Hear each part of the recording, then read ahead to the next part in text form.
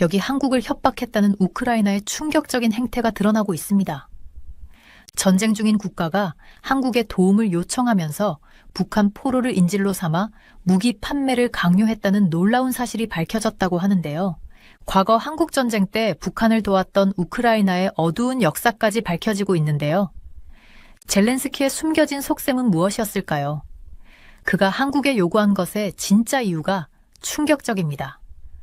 그럼 오늘의 이야기 시작하겠습니다. 제 이름은 테디우스 메릭입니다. 저는 30년 동안 동유럽 국가들이 어떻게 서로 협력하거나 싸우는지 공부했었어요. 사람들은 이것을 지정학이라고 부르죠. 마치 큰 체스 게임 같지만 실제 국가들과 실제 사람들이 있는 게임이에요. 저는 거실에 앉아서 TV로 뉴스를 보고 있었습니다. 우크라이나의 대통령인 젤렌스키 씨가 워싱턴 DC를 방문하고 있었어요. 그는 행복해 보이지 않았습니다. 그가 기자들과 이야기하는 것을 지켜보면서 저는 뱃속에 이상한 느낌이 들었었어요. 저는 이런 상황을 전에도 봤었습니다. 러시아와 우크라이나 사이의 전쟁이 마지막 장에 도달하기 시작했었죠. 러시아 우크라이나 전쟁은 결론을 향해 나아가고 있습니다. 라고 저는 그날 저녁 작은 파란색 일기장에 적었어요. 책상 위에 램프가 따뜻한 빛을 내고 있었고 저는 생각을 적어 내려가고 있었습니다. 펜이 제 손에 무겁게 느껴졌었어요. 저는 많은 미국 대통령들이 소련의 일부였던 국가들에서 무슨 일이 일어나는지 이해하도록 도왔었습니다. 소련은 1991년에 분열된 큰 나라였었어요. 러시아와 우크라이나는 둘 다 그 일부였었죠. 여기서 중요한 것을 설명해 드릴게요. 완전히 끝나는 전쟁과 그냥 제자리에서 얼어붙는 전쟁 사이에는 큰 차이가 있어요. 전쟁이 얼어붙으면 싸움은 멈추지만 실제로 이기거나 지는 사람은 없습니다. 국가들은 서로에게 계속 화가 나 있어요. 이것은 1950년대 한국에서 일어났던 일이었습니다. 남한과 북한은 싸움을 멈췄지만 그들은 결코 평화를 이루지 못했었어요. 트럼프 대통령은 이 전쟁을 다른 사람들과는 다르게 봅니다. 이것은 미국의 전쟁이 아닙니다. 라고 그는 여러 번 말했었어요. 저는 트럼프 대통령을 만난 적이 있었습니다. 그는 모든 것을 비즈니스 거래처럼 생각합니다. 그는 다른 나라의 전쟁에 돈을 쓰고 싶어 하지 않아요.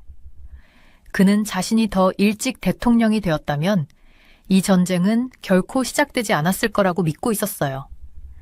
이전 대통령인 바이든 씨는 우크라이나가 러시아와 싸울 수 있도록 1,000억 달러 이상을 지원했었습니다. 그것은 대부분의 사람들이 상상할 수 있는 것보다 더 많은 돈이에요. 수천 개의 학교나 병원을 지을 수 있는 금액이죠. 트럼프 대통령은 이것이 큰 실수였다고 생각하고 있었어요.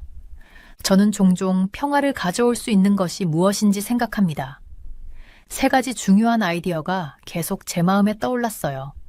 전쟁을 빨리 끝내는 것, 국가들을 온전하게 유지하는 것, 그리고 안보가 얼마나 비용이 드는지. 이 3가지가 우리가 볼 수 있는 평화의 종류를 결정할 것입니다. 트럼프 대통령은 3가지 주요한 목표를 원해요. 전쟁을 빨리 끝내는 것, 우크라이나에 더 많은 돈을 주는 것을 중단하는 것, 그리고 아마도 이미 약속된 돈의 일부를 되찾는 것.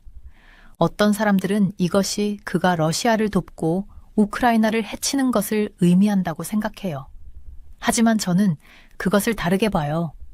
저는 그가 실용적이라고 생각합니다. 그는 좋은 아이디어가 아닌 결과를 원하고 있었어요. 저는 몇 년 전 추운 겨울 아침 우크라이나의 수도인 키예프를 걸었던 것을 기억합니다. 제 부추 아래에서 눈이 삐걱거렸고 저는 아름다운 건축물이 있는 오래된 건물들을 지나갔었어요. 그해 후반에 저는 러시아의 수도인 모스크바를 방문했었습니다. 두 도시 모두 자랑스럽고 고대의 느낌이 들었어요. 두 곳 모두 자신의 나라를 깊이 사랑하는 사람들이 있었습니다. 이제 이 두 나라는 싸우고 있고 러시아는 우크라이나의 일부 땅을 가져갔어요. 그 땅의 양은 엄청나게 큽니다. 한국의 여러 도를 합친 것만큼 크죠. 러시아의 지도자인 푸틴 씨는 이 땅을 돌려주지 않을 것이라고 분명히 했었어요. 푸틴은 이미 승리를 주장할 수 있습니다. 라고 저는 지난달 동료들에게 말했었어요. 우리는 큰 나무 테이블 주위에 앉아 있었고 지도들이 우리 앞에 펼쳐져 있었습니다. 커피컵과 노트북이 우리 사이의 공간을 어지럽히고 있었어요. 러시아의 관점에서 보면 그들은 이미 큰 것을 이겼습니다. 그들은 땅을 가져갔어요. 그들은 우크라이나가 나토에 가입하는 것을 막았습니다. 나토는 서로를 보호하기로 약속한 국가들의 그룹이에요. 그리고 그들은 자신들이 원하는 것을 할 수 있는 자유를 주는 안보에 관한 약속을 받았습니다. 젤렌스키 씨에게는 이러한 조건을 받아들이는 것은 정치적 자살과 같을 것입니다. 그가 우크라이나 땅을 내준다면 그의 국민들은 매우 화를 낼 거예요. 그는 일자리를 잃을 수도 있어요. 이것은 해결책이 없는 퍼즐과 같습니다. 한쪽이 필요로 하는 것을 다른 쪽은 줄 수 없어요. 젤렌스키 씨가 워싱턴에 왔을 때 저는 주에 깊게 지켜봤었어요. 저는 여러 해 동안 그의 배경을 연구했었습니다. 그는 실제로 거래를 하러 온 것이 아니었습니다. 그는 성명을 발표하러 왔었어요. 그는 고향의 사람들 앞에서 강해 보이고 싶었어요. 젤렌스키는 게임을 하러 워싱턴에 간 것이 아니라 게임을 깨러 갔습니다. 라고 저는 전화로 제 출판사에게 설명했었어요. 저는 사무실 창문 밖으로 거리에 떨어지는 비를 바라보고 있었죠. 제 출판사는 이 갈등에 관한 책을 쓰는 것을 도와주고 있었어요. 젤렌스키 씨는 우크라이나 땅을 포기하는 어떤 협정도 서명할 수 없다는 것을 알고 있었습니다. 그의 국민들은 너무 화가 날 거예요. 그래서 대신에 그는 세계의 카메라 앞에서 큰 장면을 만들었어요. 이것은 그를 용감하게 보이게 했습니다. 그것은 유럽 국가들이 우크라이나를 불쌍하게 여기게 만들었어요. 그리고 우크라이나의 사람들은 그가 트럼프 대통령에게 맞서서 자랑스러워 했었습니다. 이 생각들을 적으면서 저는 다음에 무슨 일이 일어날지 궁금합니다. 전쟁은 영원히 지속되지 않아요.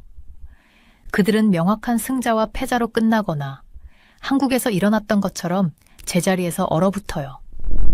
어느 쪽이든 러시아 우크라이나 전쟁은 마지막 장에 들어서고 있습니다. 그리고 저는 이러한 이야기들을 충분히 봐서 결말이 모두에게 행복한 경우는 거의 없다는 것을 알고 있었어요. 비가 밤이 내리면서 제 창문을 두드리고 있었습니다. 저는 일기장을 닫고 펜을 내려놓았어요. 내일은 새로운 발전, 새로운 도전, 그리고 아마도 평화에 대한 새로운 희망을 가져올 것입니다. 하지만 오늘 밤 저는 이 복잡한 국가들의 게임에서 다른 모든 사람들처럼 지켜보고 기다릴 수만 있었어요. 처음 키이우의 흐레샤틱 거리를 걸었던 날을 기억해요. 넓은 거리를 따라 밤나무들이 줄지어 있었고 사람들은 우크라이나어로 이야기하며 저를 지나 서둘러 걸어갔었어요. 그 해에 저는 모스크바의 붉은 광장도 방문했었는데 회색 하늘을 배경으로 성 바실리 대성당에 알록달록한 돔이 서 있었습니다.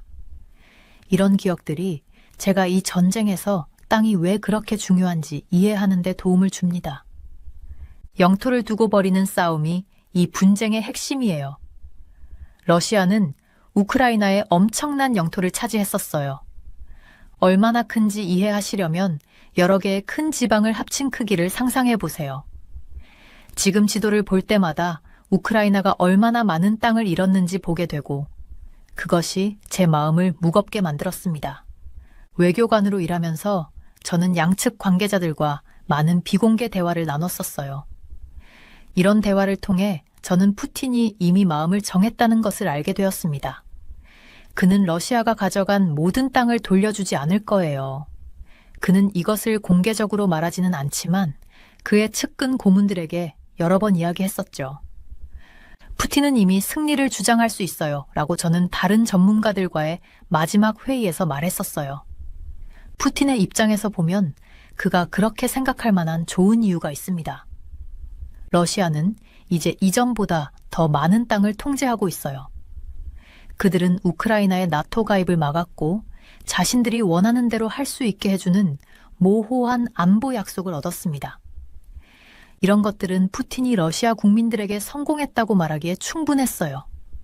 하지만 젤렌스키에게는 이런 조건을 받아들이는 것이 정치적 자살이 될 것입니다.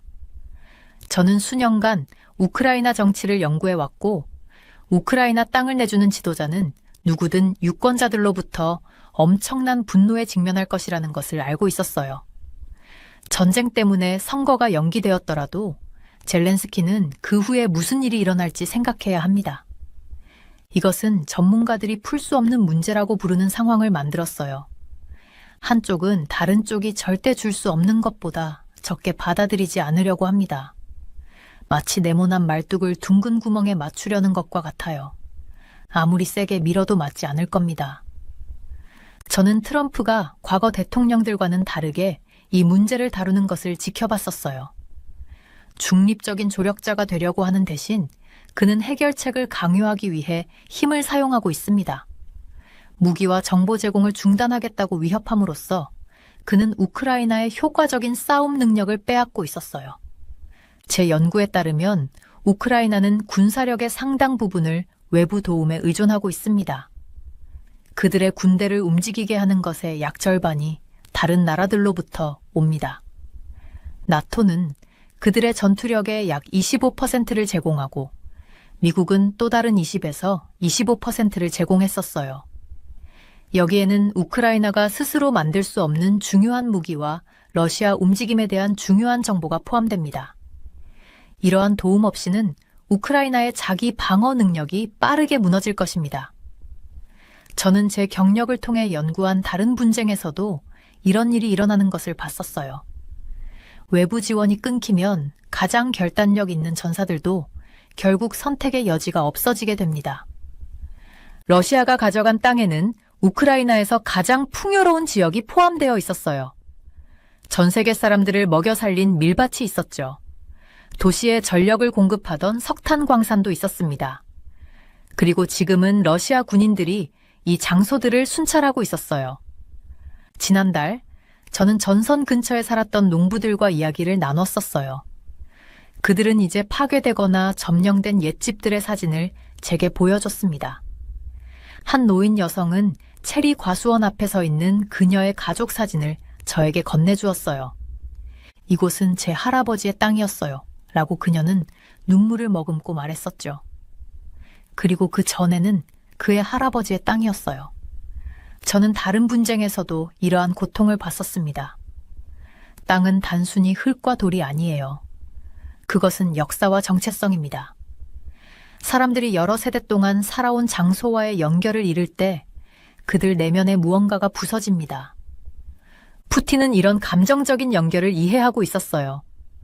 그래서 영토 점령이 항상 그의 계획의 일부였습니다. 우크라이나 땅을 통제함으로써 그는 우크라이나 정체성의 일부를 통제하게 된 것이었죠. 러시아가 차지한 지역에는 귀중한 자원도 포함되어 있습니다. 우크라이나를 에너지 독립국으로 만들 수 있었던 흑해 아래 가스전이 있었어요. 수십억 달러 가치의 광물 매장지도 있었죠. 경제전쟁에 대한 제 연구에서 저는 자원을 통제하는 것이 군대를 통제하는 것만큼 강력할 수 있다는 것을 봤었습니다. 외교 경력 동안 저는 영토에 대한 많은 협상을 지켜봤었어요. 보통은 주고받는 것이 있습니다. 하지만 이 상황은 다릅니다. 푸틴은 자신이 이기고 있다고 느끼기 때문에 타협할 이유가 거의 없었어요. 젤렌스키는 많은 우크라이나인들에게 배신자로 보이지 않고는 땅을 포기할 수 없습니다. 트럼프는 인내보다는 압력을 통해 이 교착 상태를 깨기로 결정했었습니다.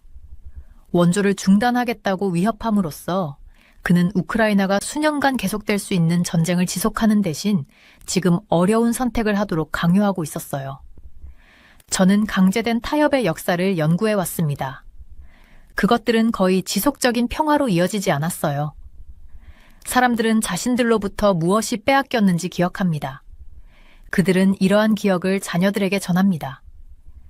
미래 분쟁의 씨앗은 오늘의 불만족스러운 거래의 토양에 심어집니다. 그러나 때로는 불완전한 평화가 완벽한 전쟁보다 낫습니다. 제가 우크라이나에서 목격한 고통, 공습 중 지하철역의 웅크린 아이들, 발전기로 운영되는 병원, 잔해로 변한 마을들은 어떤 땅이 그런 고통을 감수할 가치가 있는지 의문을 갖게 만들었어요. 이 영토 방정식에는 쉬운 해결책이 없습니다. 수십 년간 분쟁을 연구한 사람으로서 저는 때로는 좋은 선택지가 없고 단지 덜 나쁜 선택만 있다는 것을 말씀드릴 수 있었어요. 우크라이나는 출혈을 멈추기 위해 영토 손실이라는 쓴 약을 받아들여야 할 수도 있습니다. 러시아는 정복한 영토를 보유하는 것이 새로운 문제를 가져온다는 것을 알게 될 수도 있었죠. 그리고 나머지 세계는 21세기의 힘과 경계에 대한 위험한 교훈을 배우며 지켜보고 있습니다. 저는 젤렌스키 대통령이 워싱턴에 왔을 때 주에 깊게 지켜봤어요. 그는 타협점을 찾거나 협상하러 온 것이 아니었습니다. 저는 오랜 세월 동안 정치인들의 행동을 연구했었고, 젤렌스키가 제가 건설적인 대립 전략이라고 부르는 것을 사용하고 있다는 것을 바로 알 수 있었어요. 이것은 그가 일부러 장면을 만들어내고 싶었다는 걸 쉽게 말한 거예요. 젤렌스키는 게임을 하러 워싱턴에 간 것이 아니라 게임을 깨러 갔었어요. 라고 저는 제 새 책에 대해 이야기할 때 출판사에 말했었습니다. 젤렌스키가 어려운 상황에 처해 있었다는 것을 알 수 있었어요. 그는 우크라이나 영토를 포기하거나 나토에 가입하지 않거나 귀중한 광물 자원을 잃는 것에 동의할 수 없었습니다. 그렇게 하면 고향에 있는 사람들이 매우 화를 낼 테니까요. 그래서 나쁜 조건을 조용히 받아들이는 대신 모든 사람이 볼 수 있는 큰 공개쇼를 만들기로 결정했었죠. 저는 제 서재에 앉아 젤렌스키가 미국 지도자들에게 단호하게 말하는 뉴스 보도를 보면서 메모를 했었어요. TV 카메라의 밝은 불빛이 모든 말과 표정을 담아냈습니다. 이것이 바로 그가 원했던 것이었어요. 압력에 굳건히 맞서는 모습을 보여주는 것. 그의 계획은 사실 꽤 똑똑했고 한 번에 여러 가지 방식으로 효과가 있었습니다. 첫째, 트럼프에게 맞서서 용감하게 보이게 했었어요. 둘째, 유럽 국가들이 우크라이나를 더 불쌍하게 여기고 더 돕고 싶게 만들었습니다. 셋째, 우크라이나 본국의 사람들이 그를 응원하게 했었죠. 워싱턴에서의 대립 이후 젤렌스키에 대한 유럽의 지지가 높아졌어요 라고 유럽 수도에 있는 제 친구들이 전화통화에서 저에게 말했었습니다. 비록 우크라이나의 군사 상황은 점점 더 나빠지고 있었지만요. 저는 이 방문 동안 3가지 중요한 일이 일어나고 있는 것을 알아차렸어요. 첫째, 제가 외교적 연극이라고 부르는 것이 있었습니다. 대중을 위해 펼쳐진 큰 쇼였어요. 둘째, 신중한 대중인식 관리가 있었습니다. 사람들이 상황을 어떻게 보는지 통제하는 것이었죠. 셋째, 전략적 순교가 있었습니다. 더 큰 대의를 위해 자신을 희생하는 것처럼 보이게 만드는 것이었어요. 저는 작은 나라들이 강대국을 다루는 방법에 대한 많은 책을 썼었습니다. 젤렌스키가 한 일은 제가 여러 번 본 패턴을 따랐어요. 실제 싸움에서 이길 수 없을 때 대신 홍보 전쟁에서 이기려고 노력하는 거죠. 이것은 마치 자신이 질 것을 알고 있는 체스 선수가 마지막 수를 가능한 한 극적이고 기억에 남게 만드는 것과 같았습니다. 제 작은 사무실에서 동유럽 지도와 역사책들로 둘러싸인 차에 저는 비슷한 패턴을 따랐던 이전 분쟁들에 대한 제 메모를 검토했었어요. 제 책상, 램프의 불빛이 수십 년의 연구 자료들 위로 그림자를 드리웠고 저는 점들을 연결했습니다. 이것은 단지 하나의 회의에 관한 것이 아니었어요. 다음에 올리를 설정하는 것에 관한 것이었습니다. 젤렌스키는 결국 고통스러운 타협을 해야 할 것임을 알고 있었어요. 하지만 먼저 이런 대립을 만들므로써 나중에 그는 자기 국민들에게 저는 할 수 있는 한 열심히 싸웠습니다. 라고 말할 수 있었습니다.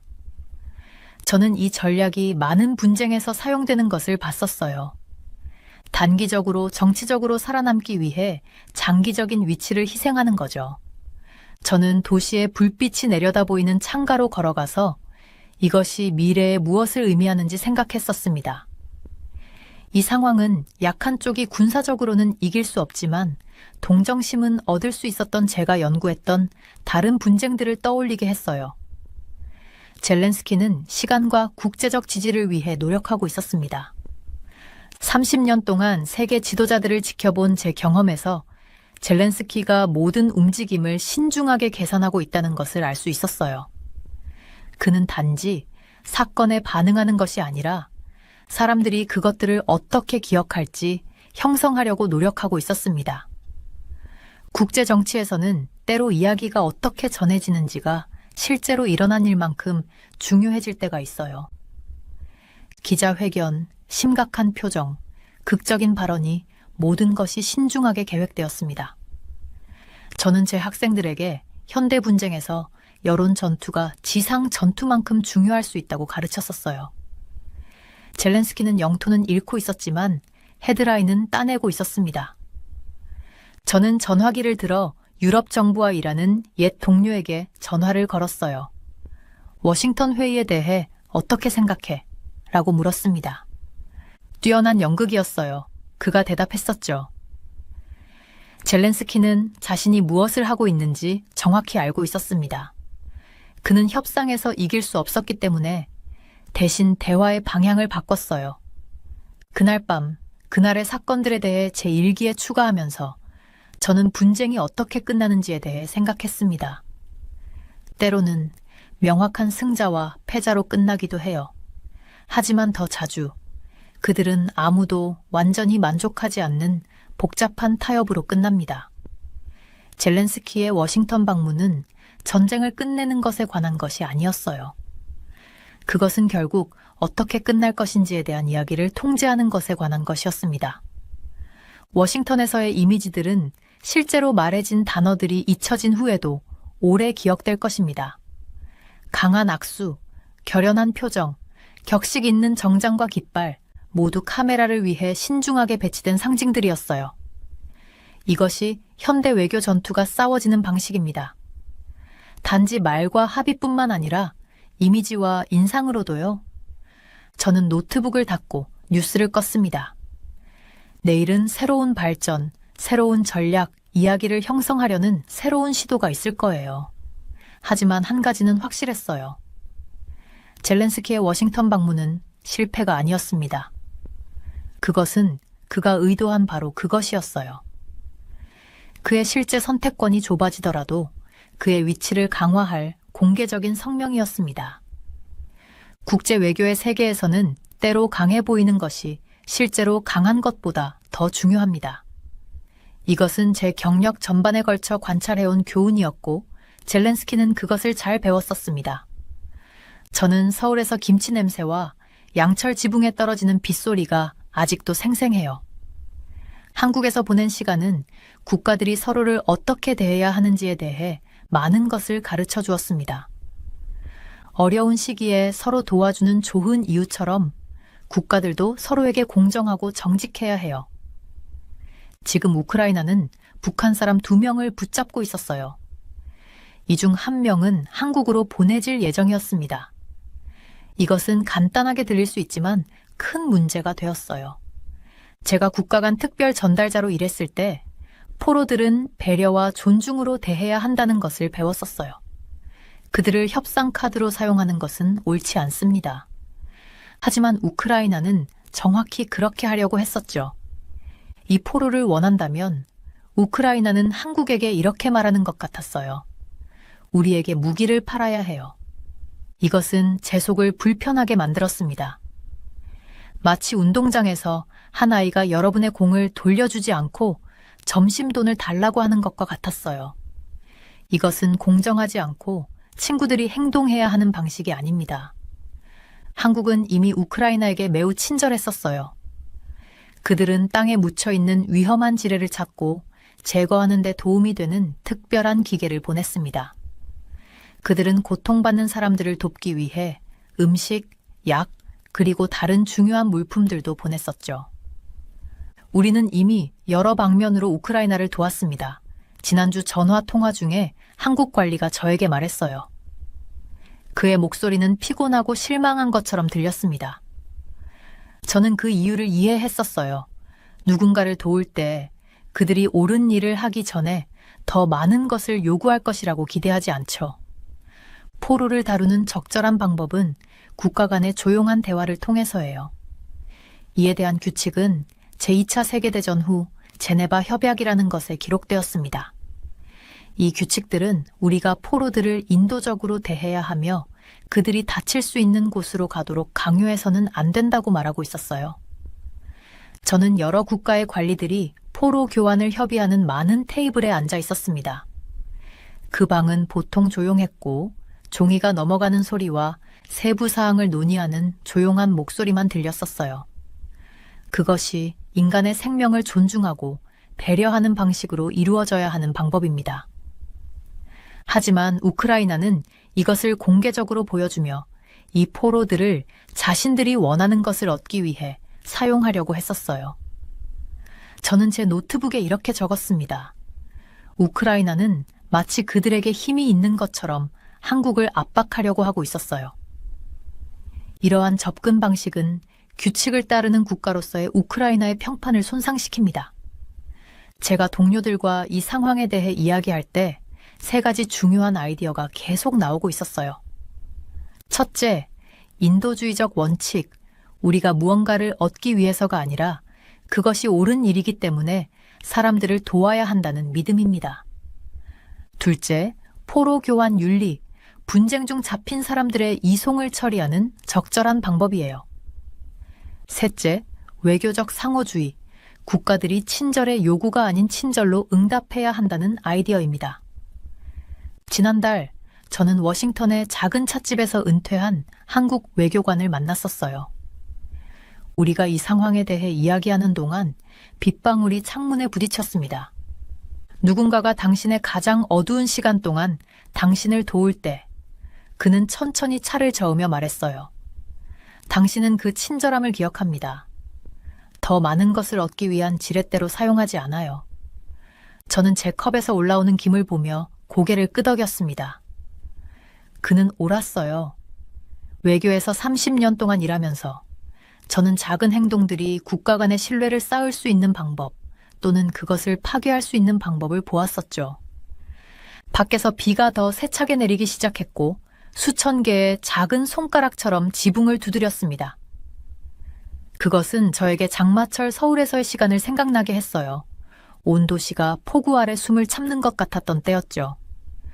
저는 제가 만난 우크라이나 사람들, 따뜻하고 자랑스럽고 결단력 있는, 그리고 그들의 정부의 이런 행동이 그들의 진정한 성격을 대표하지 않는다는 것을 생각했습니다. 대부분은 이것이 일어나고 있다는 것조차 모르고 있었어요. 사람들은 그들의 정부와 같지 않아요. 저는 동료보다는 제 자신에게 말했습니다. 그는 고개를 끄덕였어요. 그래서 우리는 이것에도 불구하고 계속 우크라이나를 돕습니다. 사람들이 고통받고 있어요. 이것이 국제관계를 매우 복잡하게 만드는 이유입니다. 국가들은 동시에 옳을 수도 있고 틀릴 수도 있어요. 그들은 한 상황에서는 피해자가 될 수 있고 다른 상황에서는 괴롭히는 사람이 될 수 있습니다. 저는 제 경력을 통해 이 패턴이 반복되는 것을 보았었어요. 스트레스를 받는 국가들이 때때로 잘못된 선택을 하는 방법이죠. 전쟁의 압력은 판단을 흐리게 하고 단기적인 이득이 장기적인 관계보다 더 중요하게 보이게 할 수 있습니다. 제가 우크라이나 지도자들에게 직접 말할 수 있다면 이렇게 말할 것입니다. 진정한 동맹국들은 옳은 일을 하도록 압력을 받을 필요가 없어요. 그들은 그것이 옳기 때문에 합니다. 찻집 밖에서 비가 마침내 줄어들었을 때 저는 이 상황이 러시아 우크라이나 전쟁의 더 큰 이야기와 어떻게 연결되는지 생각했어요. 이것은 더 이상 영토나 권력에 관한 것이 아닙니다. 이것은 우리가 싸움이 멈출 때 어떤 세계를 만들고 싶은지에 관한 것이었죠. 그것은 국가들이 보상을 기대하지 않고 서로 돕는 세상이 될까요? 아니면 인간의 생명조차 협상의 도구가 되는 세상이 될까요? 저는 제 노트북을 닫고 우리의 차값을 지불했습니다. 이 질문들에 대한 답은 우크라이나의 미래뿐만 아니라 위기의 시기에 국가들이 서로를 대하는 방식의 미래를 형성할 것이에요. 다음 날 저는 우크라이나와 한국 양쪽의 제 연락처에 적절한 포로 교환을 촉진하는데 도움을 주겠다는 메시지를 보냈었어요. 그들이 제 제안을 받아들일지는 모르지만 외교에서 30년 동안 일한 후 저는 누군가가 옳은 일을 하는 첫걸음을 내딛어야 한다는 것을 배웠습니다. 때로는 그 누군가가 제가 되어야 했었죠. 제가 마지막 논문에서 물었던 질문을 한번 해볼게요. 우크라이나는 정말로 한국의 동맹국인가요?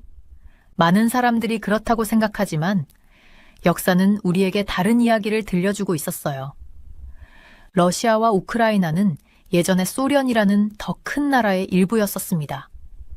이 큰 나라는 오래전 한국전쟁 때 북한을 도왔었어요. 우크라이나의 하르키우 도시에서 만들어진 탱크들이 북한에 제공되어 남한 군인들과 싸우는 데 사용됐었습니다. 우크라이나 조종사들은 심지어 한국 전쟁 중에 남한을 공격하는 비행기를 조종하기도 했었어요. 저는 이것을 직접 눈으로 봤었습니다.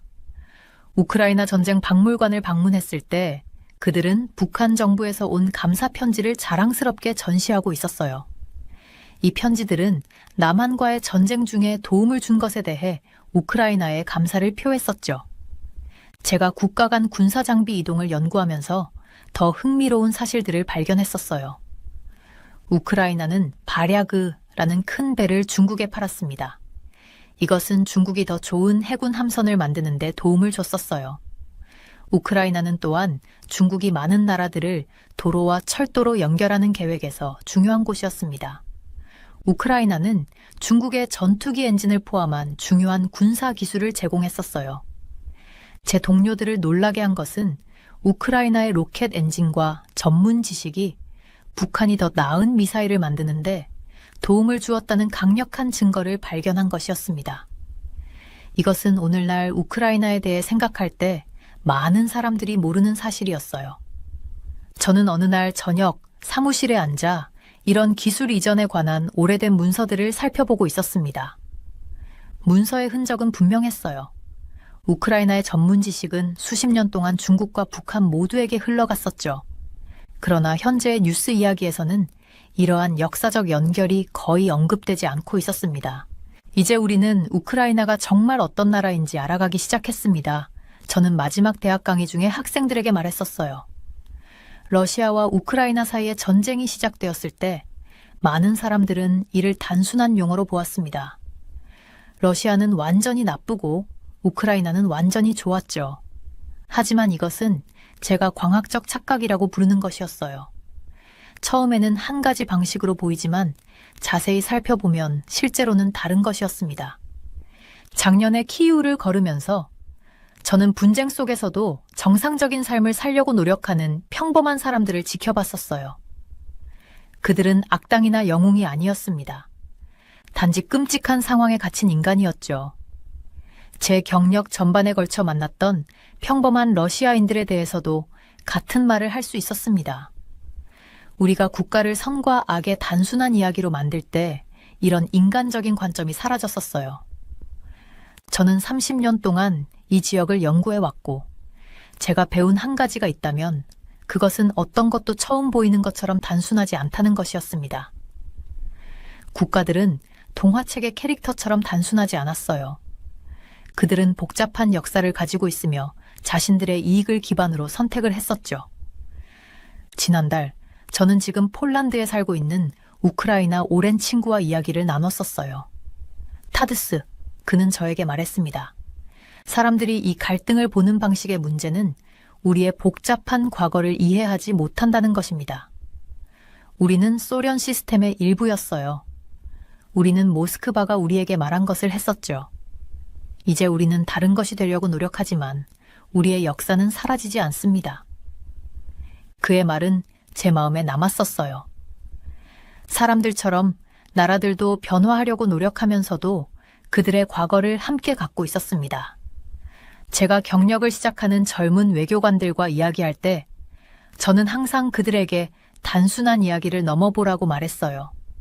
더 깊이 파고들어요. 제가 말했습니다. 가장 중요한 진실은 신문 헤드라인에서 거의 찾을 수 없어요. 우크라이나, 러시아, 북한, 그리고 한국 사이의 연결은 수십 년의 복잡한 관계를 통해 이어져 왔었습니다. 우크라이나가 한국의 이익에 반하여 북한을 도왔던 시기도 있었어요. 우크라이나가 한국과 유용한 프로젝트에서 협력했던 다른 시기도 있었습니다. 2018년에 한국 군사병원을 방문했을 때 그들은 부분적으로 우크라이나에서 설계된 의료 장비를 사용하고 있었습니다. 저를 안내해준 의사는 그 연결에 대해 전혀 알지 못했었어요. 이것이 국제관계의 실제 모습입니다. 라고 저는 생각했었죠. 대부분의 시민들이 결코 보지 못하는 협력과 갈등에 얽힌 만기예요. 나라들에 대한 진실은 그들이 거의 친구와 적이라는 깔끔한 범주에 맞지 않는다는 것이었습니다. 우크라이나는 다른 시기에 걸쳐 한국에게 도움이 되기도 하고 해롭기도 했었어요. 러시아는 많은 국가들에게 파트너이기도 하고 문제이기도 했었습니다. 이 복잡한 현실은 단순한 이야기보다 이해하기 어렵지만 그것이 진실이었어요. 서울에 있는 제 작은 아파트에서 저는 같은 사건을 다루는 다른 나라의 신문들을 모아 놓았었습니다. 그들이 이러한 이야기를 전하는 방식의 차이는 놀라웠어요.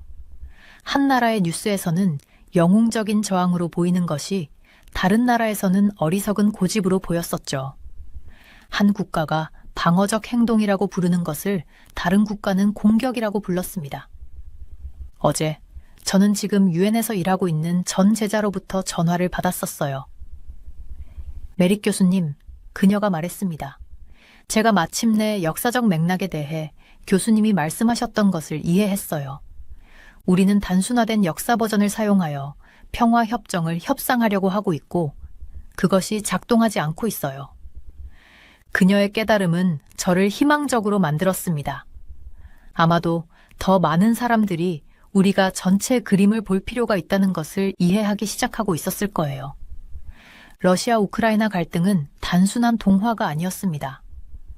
이것은 공유되고 분리된 역사의 수세기, 복잡한 동맹, 그리고 변화하는 관계에 뿌리를 둔 충돌이었어요. 우크라이나는 한국이나 다른 어떤 나라와의 관계에서도 순전히 좋거나 나쁘지 않았습니다. 러시아도 그 행동에 있어서 순전히 악하거나 영웅적이지 않았었어요. 저는 이러한 뉘앙스를 이해하는데 제 인생을 바쳤고 지속적인 평화는 단순화된 이야기를 넘어설 때만 올 수 있다고 깊이 믿고 있었습니다. 우리는 이 분쟁에서 도덕적 복잡성을 인정하면서도 모든 측의 정당한 우려를 인식해야 했어요. 제가 서울의 한강을 내려다보는 제 연구실에서 이 글을 쓰고 있을 때 저는 강변을 따라 산책하는 가족들, 놀고 있는 아이들, 그리고 조용히 대화하는 커플들을 볼 수 있었습니다. 그들은 오늘날 평화 속에서 살고 있는데 그것은 수십 년 전에 어려운 타협이 이루어졌기 때문이었어요. 그 타협 중 어느 것도 완벽하지 않았습니다. 모두가 고통스러운 양보를 포함했었죠. 하지만 그것들은 삶이 계속되도록 했었어요. 러시아와 우크라이나 사이의 평화로 가는 길은 비슷한 어려운 타협을 필요로 할 것입니다. 그것은 오늘날의 정치적 서사에 깔끔하게 맞지 않는 역사적 진실을 인정하는 것을 의미할 거예요. 그것은 국가들이 사람들처럼 존경할 만한 특성과 문제가 되는 특성을 모두 포함하고 있다는 것을 인식하는 것을 의미할 것입니다. 동유럽 정치를 30년 동안 연구하면서 저는 지속적인 해결책은 우리가 정직하게 복잡성에 직면할 때만 온다는 것을 배웠었어요. 우리는 흑백 사고를 버리고 대부분의 인류 역사가 실제로 일어나는 회색 영역을 받아들여야 했습니다. 러시아 우크라이나 갈등의 마지막 장은 아직 쓰여지지 않았어요. 제 희망은 그것이 역사의 전체 맥락을 이해하는 사람들에 의해 쓰여질 것이라는 점입니다. 오늘날의 정치적 입장을 지지하는 편리한 부분들만이 아니라요. 오직 우리의 복잡한 과거를 인정함으로써만 우리는 더 나은 미래를 만들 수 있습니다. 이것이 제가 국가 간에 얽힌 관계를 연구한 제 수년간의 경험에서 나눌 수 있는 가장 중요한 교훈이었어요. 제 이름은 제퍼손 박사예요. 저는 전 세계 대도시의 교통 시스템을 연구하고 있어요. 오늘은 제가 한국 서울에 온 첫날이었어요. 저는 직접 눈으로 서울의 유명한 자전거 시스템을 보고 싶었습니다. 인천공항을 나왔을 때 제일 먼저 눈에 띈 것은 질서 정연한 교통이었어요. 자동차들은 차선을 잘 지켰었고 사람들은 적절한 시간에 길을 건넜었어요. 모든 것이 잘 연습된 춤처럼 부드럽게 움직였었죠. 이건 제가 며칠 전 중국 베이징에서 봤던 것과는 정말 달랐습니다. 여기는 공기가 더 신선하네요. 저는 혼자 생각하면서 깊게 숨을 들이마셨어요. 가방에서 노트를 꺼내 첫 인상을 적었어요. 서울 교통, 정돈되고 차분함. 한국인 친구 지호가 밖에서 저를 기다리고 있었어요.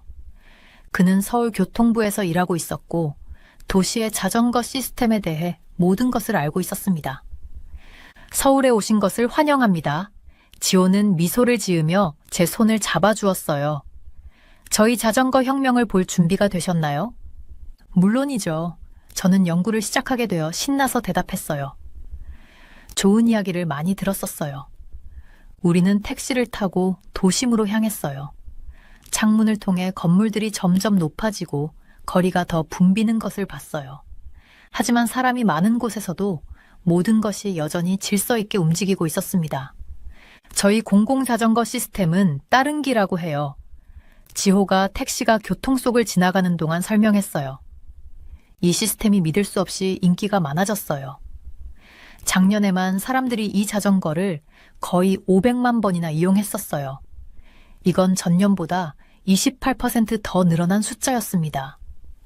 저는 이 정보를 제 노트에 적었어요. 이 시스템이 얼마나 오래되었나요? 제가 물어봤어요. 그렇게 오래되지는 않았어요. 지호가 대답했어요. 하지만 시작된 이후로 24배나 커졌어요. 사람들이 정말 좋아하고 있어요. 도심에 도착해서 지호가 택시 기사님에게 요금을 지불하고 우리는 분주한 보도로 나왔어요. 바로 그때 일렬로 깔끔하게 주차된 파란색 자전거 몇 대가 눈에 들어왔어요. 각 자전거 옆면에는 따릉기라고 쓰여 있었습니다. 이것들이 저희 공공자전거예요. 지호가 그것들을 가리키며 말했어요. 누구나 휴대폰으로 몇 번 터치만 하면 빌릴 수 있어요. 아주 저렴하고 편리합니다. 젊은 여성 한 명이 자전거에 다가가는 것을 지켜봤어요.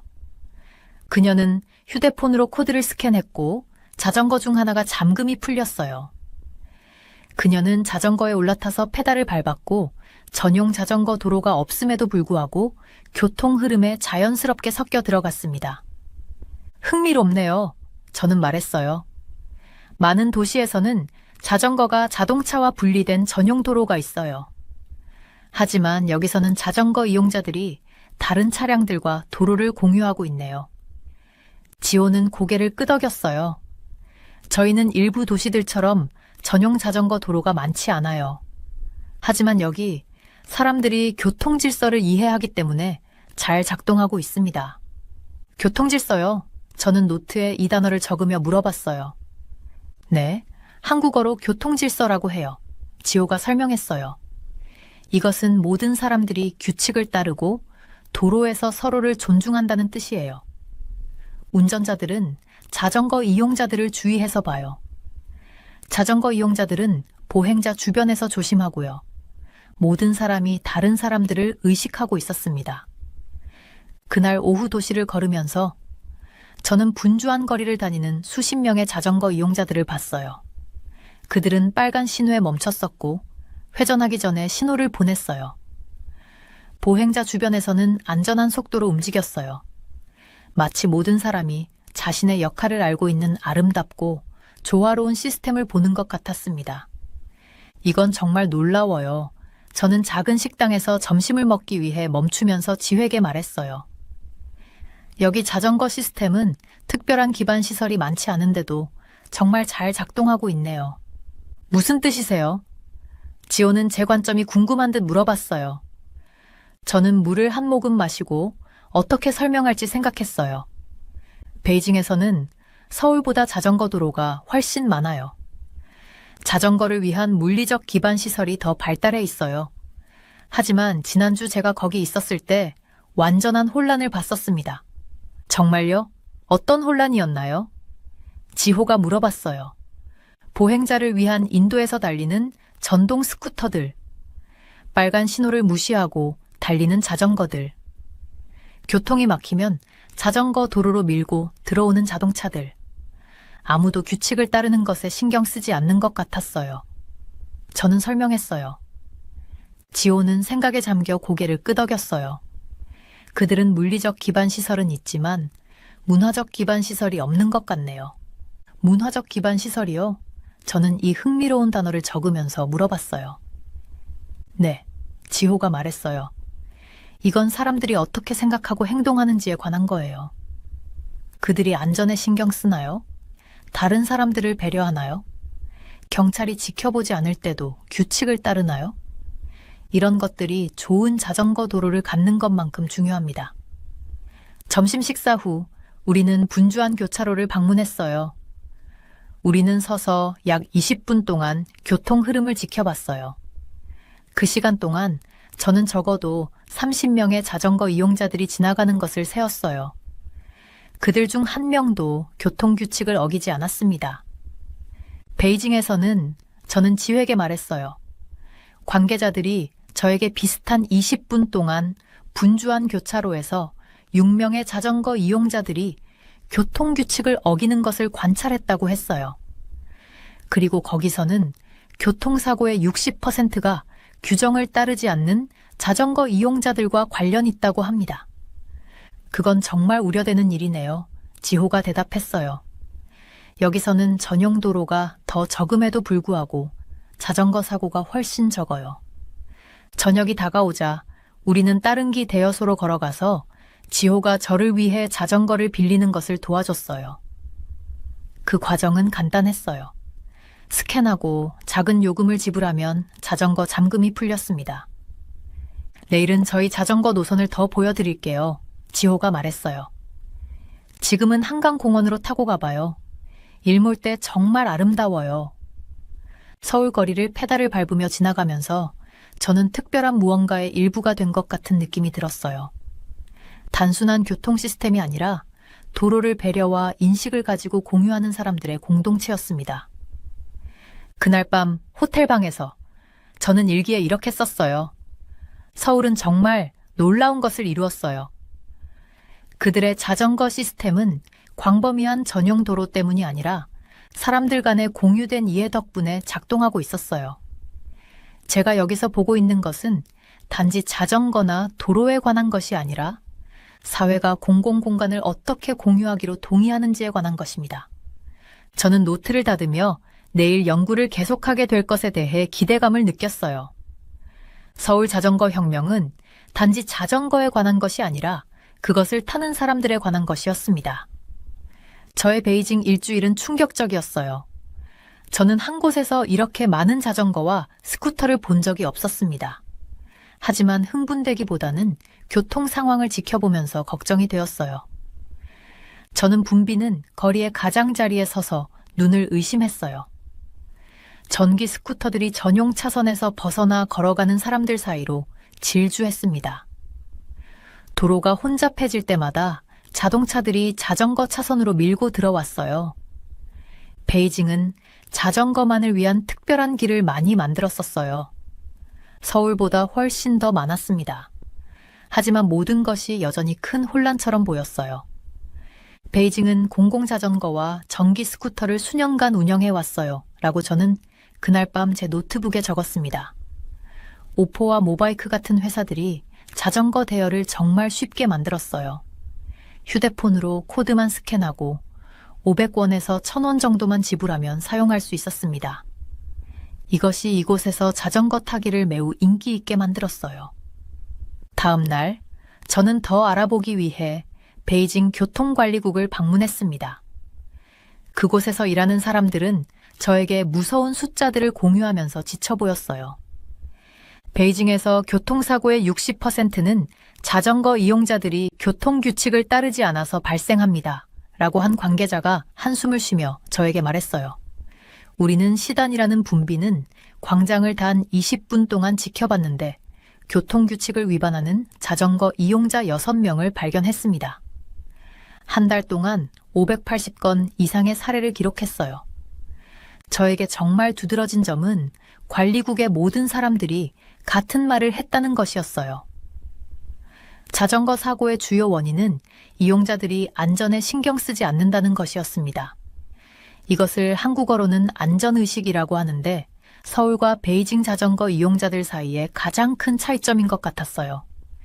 베이징에서 3일 동안 저는 자동차들이 차례를 기다리지 않고 교통에 끼어드는 모습, 자전거들이 사람들이 걷고 있는 횡단보도를 질주하는 모습, 그리고 보행자들이 교통의 작은 틈만 보이면 빨간불에도 길을 건너는 모습을 보았습니다. 저는 베이징에 있는 동안 양심과 양보라는 말을 한 번도 듣지 못했어요.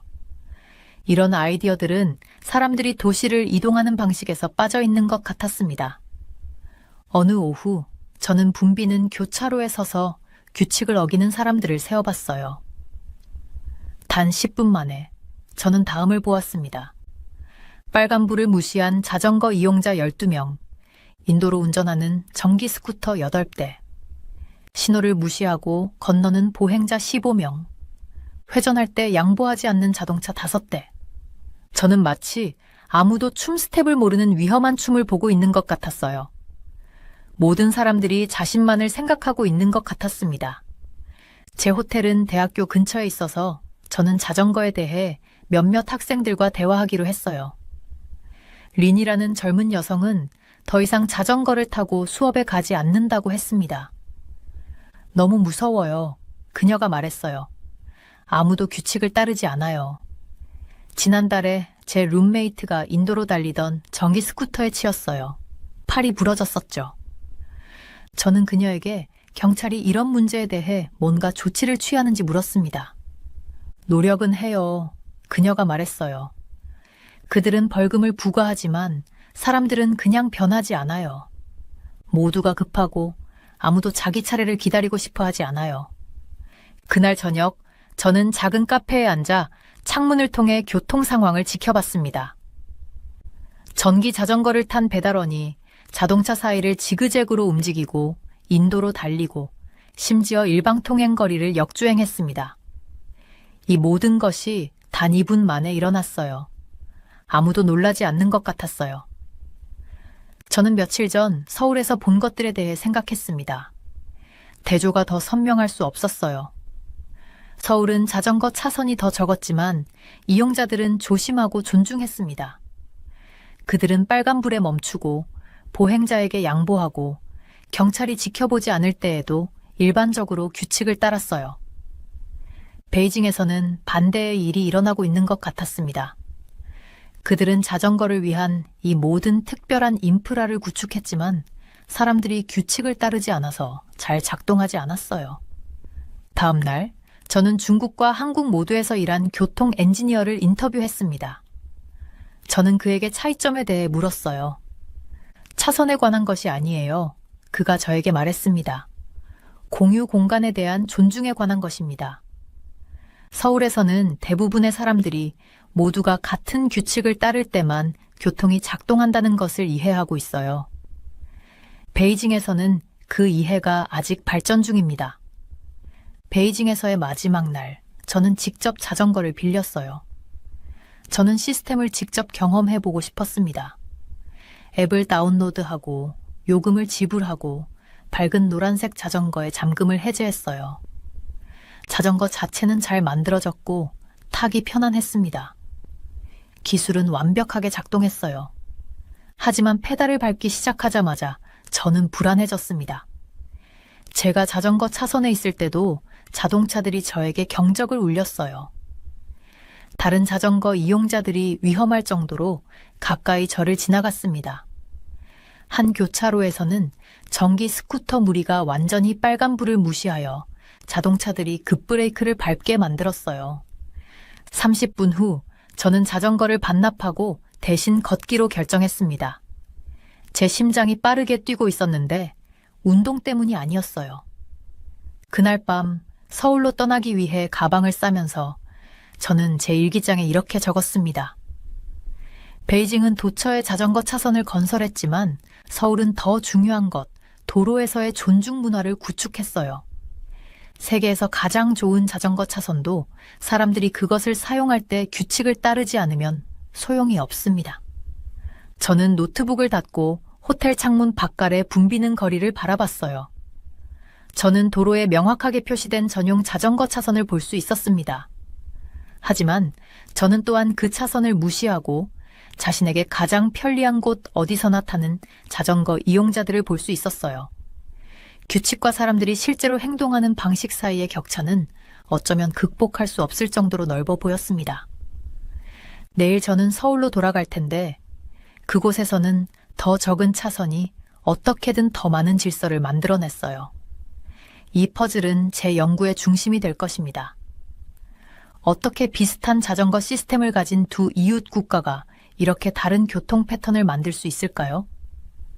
대답은 제가 이해하기 시작한 바로는 도로 자체에 관한 것이 아니라 사람들이 그것을 어떻게 사용하기로 선택하는지에 관한 것이었습니다. 저는 제 노트북을 바라보며 연구 노트 페이지를 넘겼어요. 중국 정부는 최근에 교통규칙을 훨씬 더 엄격하게 만들었었습니다. 이제 자전거를 타는 사람이 빨간 불을 무시하면 단지 3점이 아닌 6점의 벌점을 받고 200 위안의 벌금도 내야 해요. 그건 약 3만 원이나 되는 금액이었죠. 그리고 누군가 술을 마시고 자전거를 타면 면허를 완전히 잃게 됩니다.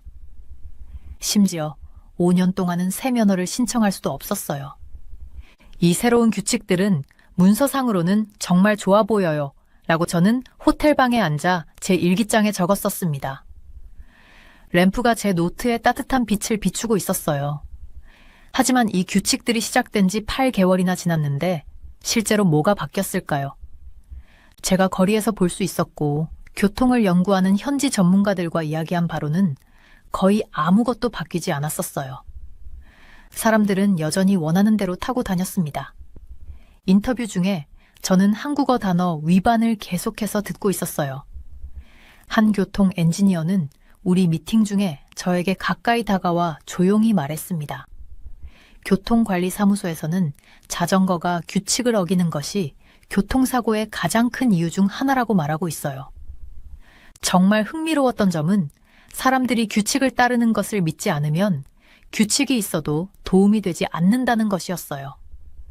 서울에서는 자전거에 관한 규칙이 더 적음에도 불구하고 사람들이 더 잘 따랐습니다.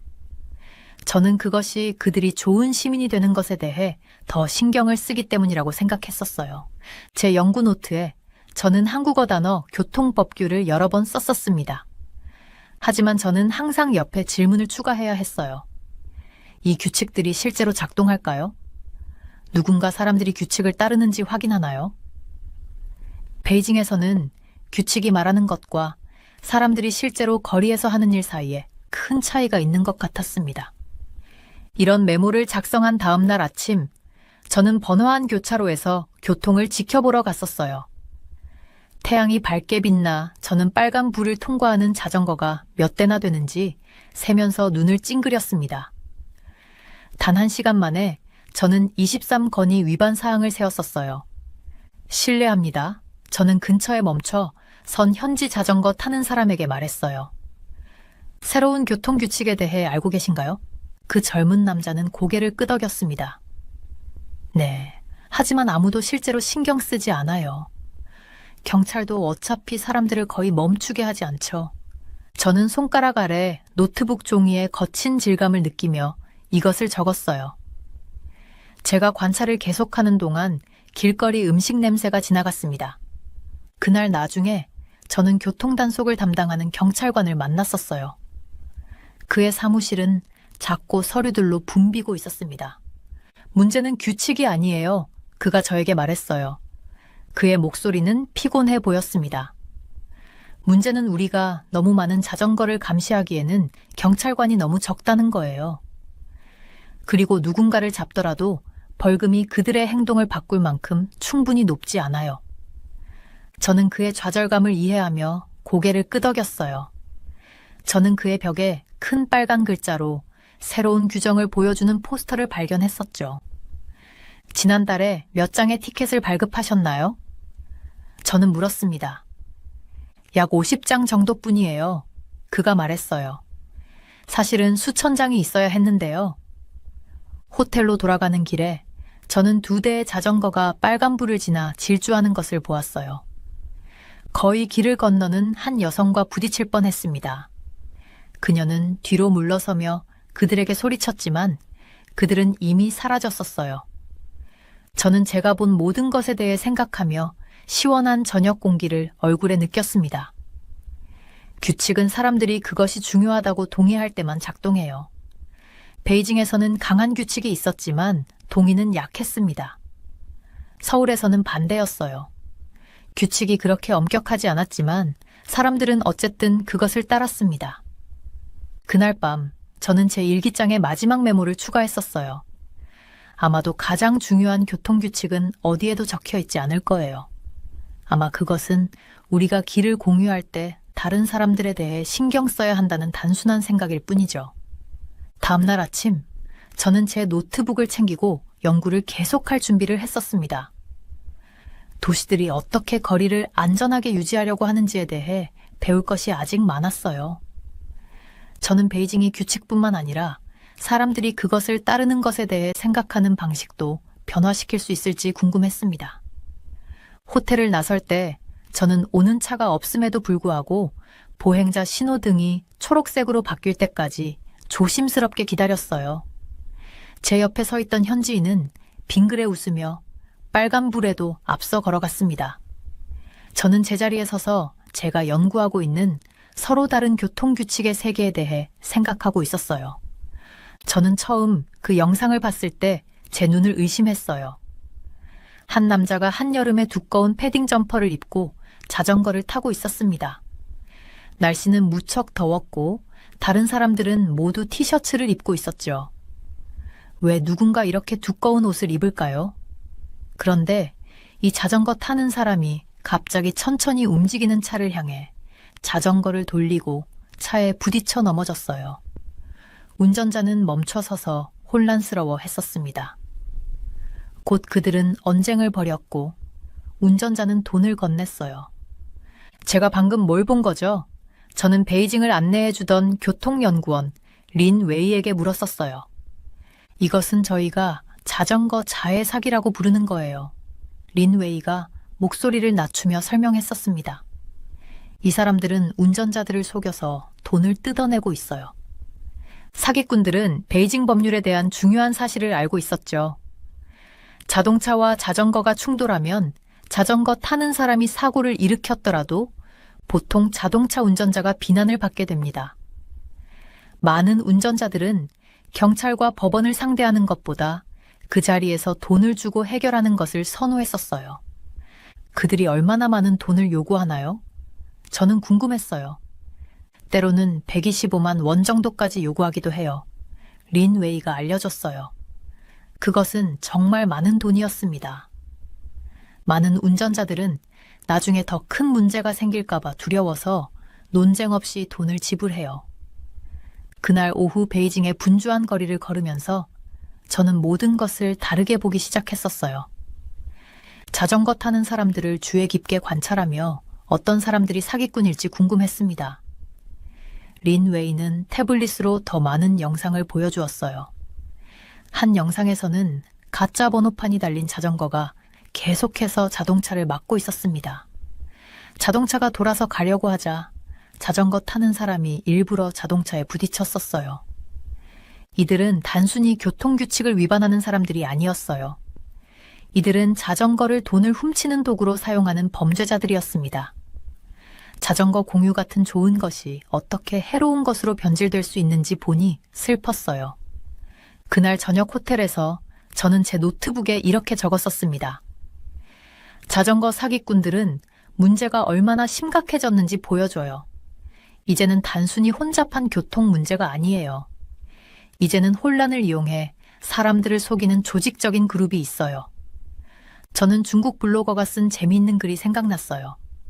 중국 사람들은 한국이 중국의 자전거 시스템을 모방하고 형편없는 교통 질서를 가지고 있다고 놀리지만 사실 그들은 한국이 아니라 중국 자신을 묘사하고 있어요.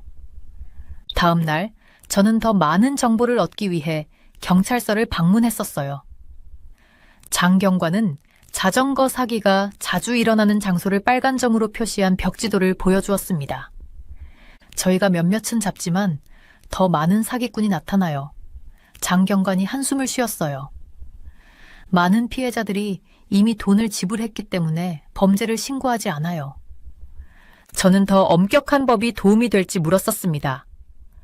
장경관은 고개를 저었어요. 작년에 법을 더 강화했어요. 빨간 신호등을 무시하면 이전보다 2배나 많은 벌금을 내야 해요. 하지만 사람들은 여전히 규칙을 어기고 있어요.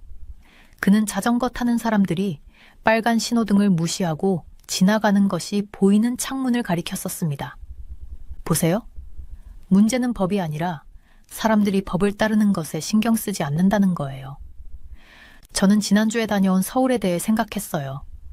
그곳에서는 자전거 타는 사람들이 자동차가 오지 않아도 빨간 신호등에 멈췄었습니다. 그들은 손 신호를 사용해 어디로 갈 것인지 알려주었어요. 그들은 소리를 지르거나 밀치는 대신 보행자들에게 정중하게 종을 울려 경고했었죠.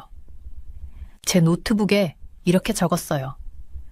차이점은 단순히 좋은 자전거 도로나 엄격한 규칙이 있느냐가 아니에요. 사람들이 다른 사람들과 도로를 공유하는 것에 대해 어떻게 생각하느냐의 문제예요. 그날 나중에 저는 카페 창문으로 배달 자전거가 교통 속을 가로지르며 자동차를 가로막고 길을 건너는 여성과 거의 부딪힐 뻔한 모습을 보았었어요. 아무도 놀라거나 화를 내지 않았습니다. 이곳에서는 그저 일상이었죠. 이런 상황이 바뀔 수 있을까요? 저는 녹차를 마시며 앉아있던 린 웨이에게 물었었어요. 그는 잠시 생각했습니다. 아마도요. 하지만 천천히 바뀔 거예요. 제 아들의 학교에서는 이제 교통 안전을 가르치고 있어요. 그들은 녹색 신호등을 기다리고 손 신호를 사용하는 법을 배우고 있죠. 아이들은 이해하지만 어른들은 깨기 힘든 오래된 습관이 있어요. 베이징의 스카이라인 위로 해가 지면서 저는 두 도시를 마음속으로 비교하지 않을 수 없었어요. 두 곳 모두 표면적으로는 비슷한 자전거 공유 시스템을 가지고 있었습니다. 두 곳 모두 수백만 명의 사용자가 있었죠. 하지만 한 곳은 원활하게 작동했고 다른 한 곳은 문제를 일으키고 심지어 범죄자들을 끌어들였어요. 가장 큰 차이점은 자전거나 도로, 심지어 법률도 아니었습니다. 그것은 볼 수도 만질 수도 없는 것이었어요. 사람들이 공공장소를 공유할 때 다른 사람들에 대한 책임에 대해 생각하는 방식이었죠. 그날 밤 호텔 방에서 저는 노트북을 닫기 전에 마지막 메모를 추가했었어요. 사기꾼들은 사람들이 교통규칙에 신경 쓰지 않을 때 발생하는 일에 가장 극단적인 예일 뿐이에요. 그들은 혼란 속에서 기회를 보고 이용했죠. 문제를 해결하기 위해 베이징은 더 나은 자전거 도로나 더 엄격한 경찰만 필요한 것이 아니에요. 누가 지켜보지 않을 때도 규칙을 따르는 것에 대한 사람들의 생각을 바꿀 필요가 있어요. 내일 저는 국제도시 이동성 회의를 위한 보고서를 준비하기 위해 집으로 돌아갈 예정이었습니다. 저는 중요한 것을 배웠어요. 좋은 교통 시스템은 단순히 물건을 만드는 것이 아니에요. 그것은 좋은 습관을 만들고 도로 위에 다른 사람들에 대해 배려하는 것에 관한 것이었습니다. 서울과 베이징을 몇 주 동안 연구한 후 저는 드디어 두 도시의 자전거 시스템 사이에 가장 큰 차이점을 이해했었어요. 그것은 자전거 도로가 얼마나 많은지에 관한 것이 아니었습니다. 법률에 쓰여진 규칙에 관한 것도 아니었어요. 그것은 사람들이 서로 공간을 공유하는 것에 대해 어떻게 생각하는지에 관한 것이었습니다. 마지막 날, 저는 서울의 번화한 거리를 걸으면서 자세히 관찰했었어요. 따릉기 자전거를 탄 회사원이 보행자에게 다가갈 때 속도를 늦추고 있었습니다. 한 젊은 여성은 차가 오지 않아도 빨간 신호등에서 기다리고 있었죠. 배달 라이더는 도로 오른쪽에 머물며 차가 지나갈 수 있도록 충분한 공간을 제공했었어요. 이런 작은 행동들이 제가 보는 곳마다 일어나고 있었습니다. 이것이 제 한국인 동료들이 시민의식이라고 부르는 것이에요. 라고 저는 노트에 적었었어요. 제가 인터뷰한 한 도시 계획가는 시민의식이라는 용어를 사용했습니다. 그는 이것이 사람들이 자신의 행동이 다른 사람들에게 어떤 영향을 미치는지 생각하는 것을 의미한다고 설명했었죠. 베이징은 서울보다 자전거 도로가 더 많았어요. 그들은 자전거 신호등도 더 많이 가지고 있었습니다. 사람들에게 무엇을 해야 하는지 알려주는 표지판도 더 많았었죠. 하지만 서울의 시스템이 더 잘 작동한 이유는 사람들이 행동 방식에 대한 불문율을 따랐기 때문이었어요. 저는 지난주 베이징에서 본 것을 떠올렸었습니다. 걸어가는 사람들 사이를 비집고 지나가는 자전거들, 빨간 신호등을 지나쳐 달리는 전동 스쿠터들, 헤드폰을 끼고 문자를 보내고 다른 사람들에게 주의를 기울이지 않는 자전거 탑승자들. 자전거를 위한 물리적 공간은 있었지만 그것을 안전하게 사용하는 방법에 대한 생각은 없었어요. 자전거 도로가 있어도 아무도 존중하지 않으면 무슨 소용이 있을까요? 라고 저는 서울의 한 탑승자가 회전하기 전에 조심스럽게 신호를 보내는 것을 보면서 궁금했었어요. 서울은 자전거를 위한 특별한 공간이 더 적었지만 모든 사람, 운전자, 자전거 탑승자, 보행자, 이 시스템을 안전하게 만들기 위해 함께 노력하는 것 같았습니다. 저는 인프라에 대해 다르게 생각하기 시작했었어요.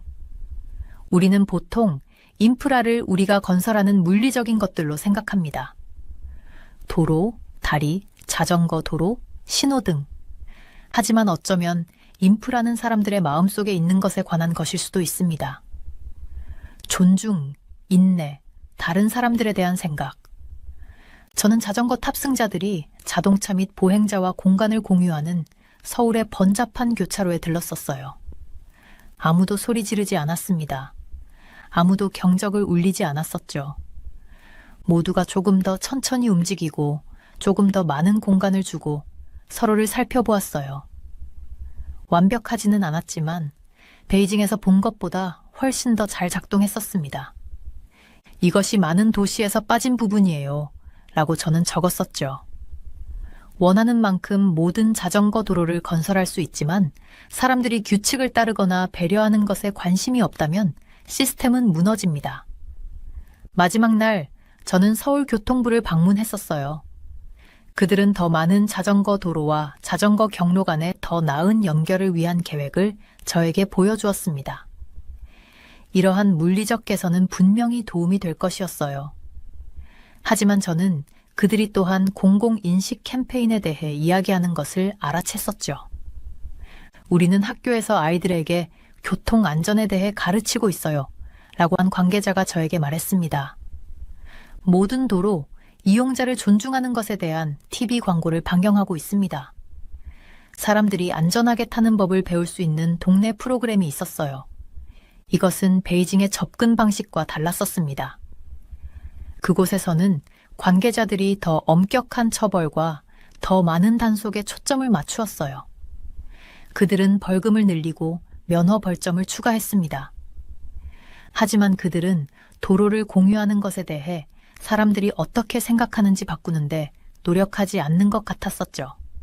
양심과 양보의 개념은 제가 한국 교통 전문가들과 나눈 거의 모든 대화에서 나왔었어요. 이것은 도로에서의 행동에 대한 옳고 그름의 감각을 갖고 다른 사람들에게 길을 양보하려는 의지를 의미했습니다. 이것들은 콘크리트와 페인트로 만들 수 있는 가치가 아니었어요. 그것들은 공동체에서 자라야 하는 가치였습니다. 저는 서울과 베이징이 하룻밤 사이에 자전거 인프라를 바꾸면 어떻게 될지 생각했었어요. 서울 자전거 탑승자들이 베이징의 넓은 자전거 도로로 갑자기 혼란스럽고 위험해질까요? 베이징 탑승자들이 서울의 공유도로로 갑자기 질서 있고 조심스러워질까요? 저는 그렇게 생각하지 않았습니다. 물리적 공간은 주요 문제가 아니었어요. 이것은 우리가 도시계획에서 가르치는 많은 것에 의문을 제기하게 했었죠. 우리는 차선 너비, 신호등 타이밍, 포장 재료에 대해 배우는데 몇 년을 보냅니다. 하지만 우리는 교통 시스템을 작동시키거나 실패하게 만드는 인간 행동에 대해 충분히 이야기하지 않았어요. 일부는 문화가 바뀔 수 없다고 주장할 수 있습니다. 베이징의 교통 패턴이 세대를 거쳐 깊이 뿌리내린 사회적 규범을 반영한다고요. 하지만 서울은 이것이 반드시 사실이 아님을 보여주었어요. 그들의 공공자전거 시스템은 비교적 새로웠지만 사람들은 빠르게 그것을 존중하며 사용하는 방법에 적응했었습니다. 저는 아버지가 어린 아들에게 따릉기 자전거를 타는 방법을 가르치는 것을 보았어요. 그는 아들에게 회전 신호를 보내는 방법, 보행자에게 양보하는 방법, 사용 후 자전거를 제대로 잠그는 방법을 보여주었습니다. 이 간단한 장면은 가치가 한 세대에서 다음 세대로 전달되는 방식을 보여주었었죠. 아마도 인프라는 단지 정부가 건설하는 것이 아닐 수 있어요. 라고 저는 최종 노트에 적었었습니다. 아마도 그것은 수천 번의 일상적인 상호작용을 통해 공동체가 함께 만드는 것일 수 있어요. 마지막 저녁, 저는 직접 따릉기 자전거를 빌려 한강을 따라 타봤었어요. 100명의 다른 자전거 탑승자들이 경로를 공유했습니다. 일부는 퇴근길이었고 다른 사람들은 운동을 하고 있었어요. 가족들이 함께 타면서 노을을 즐기고 있었죠.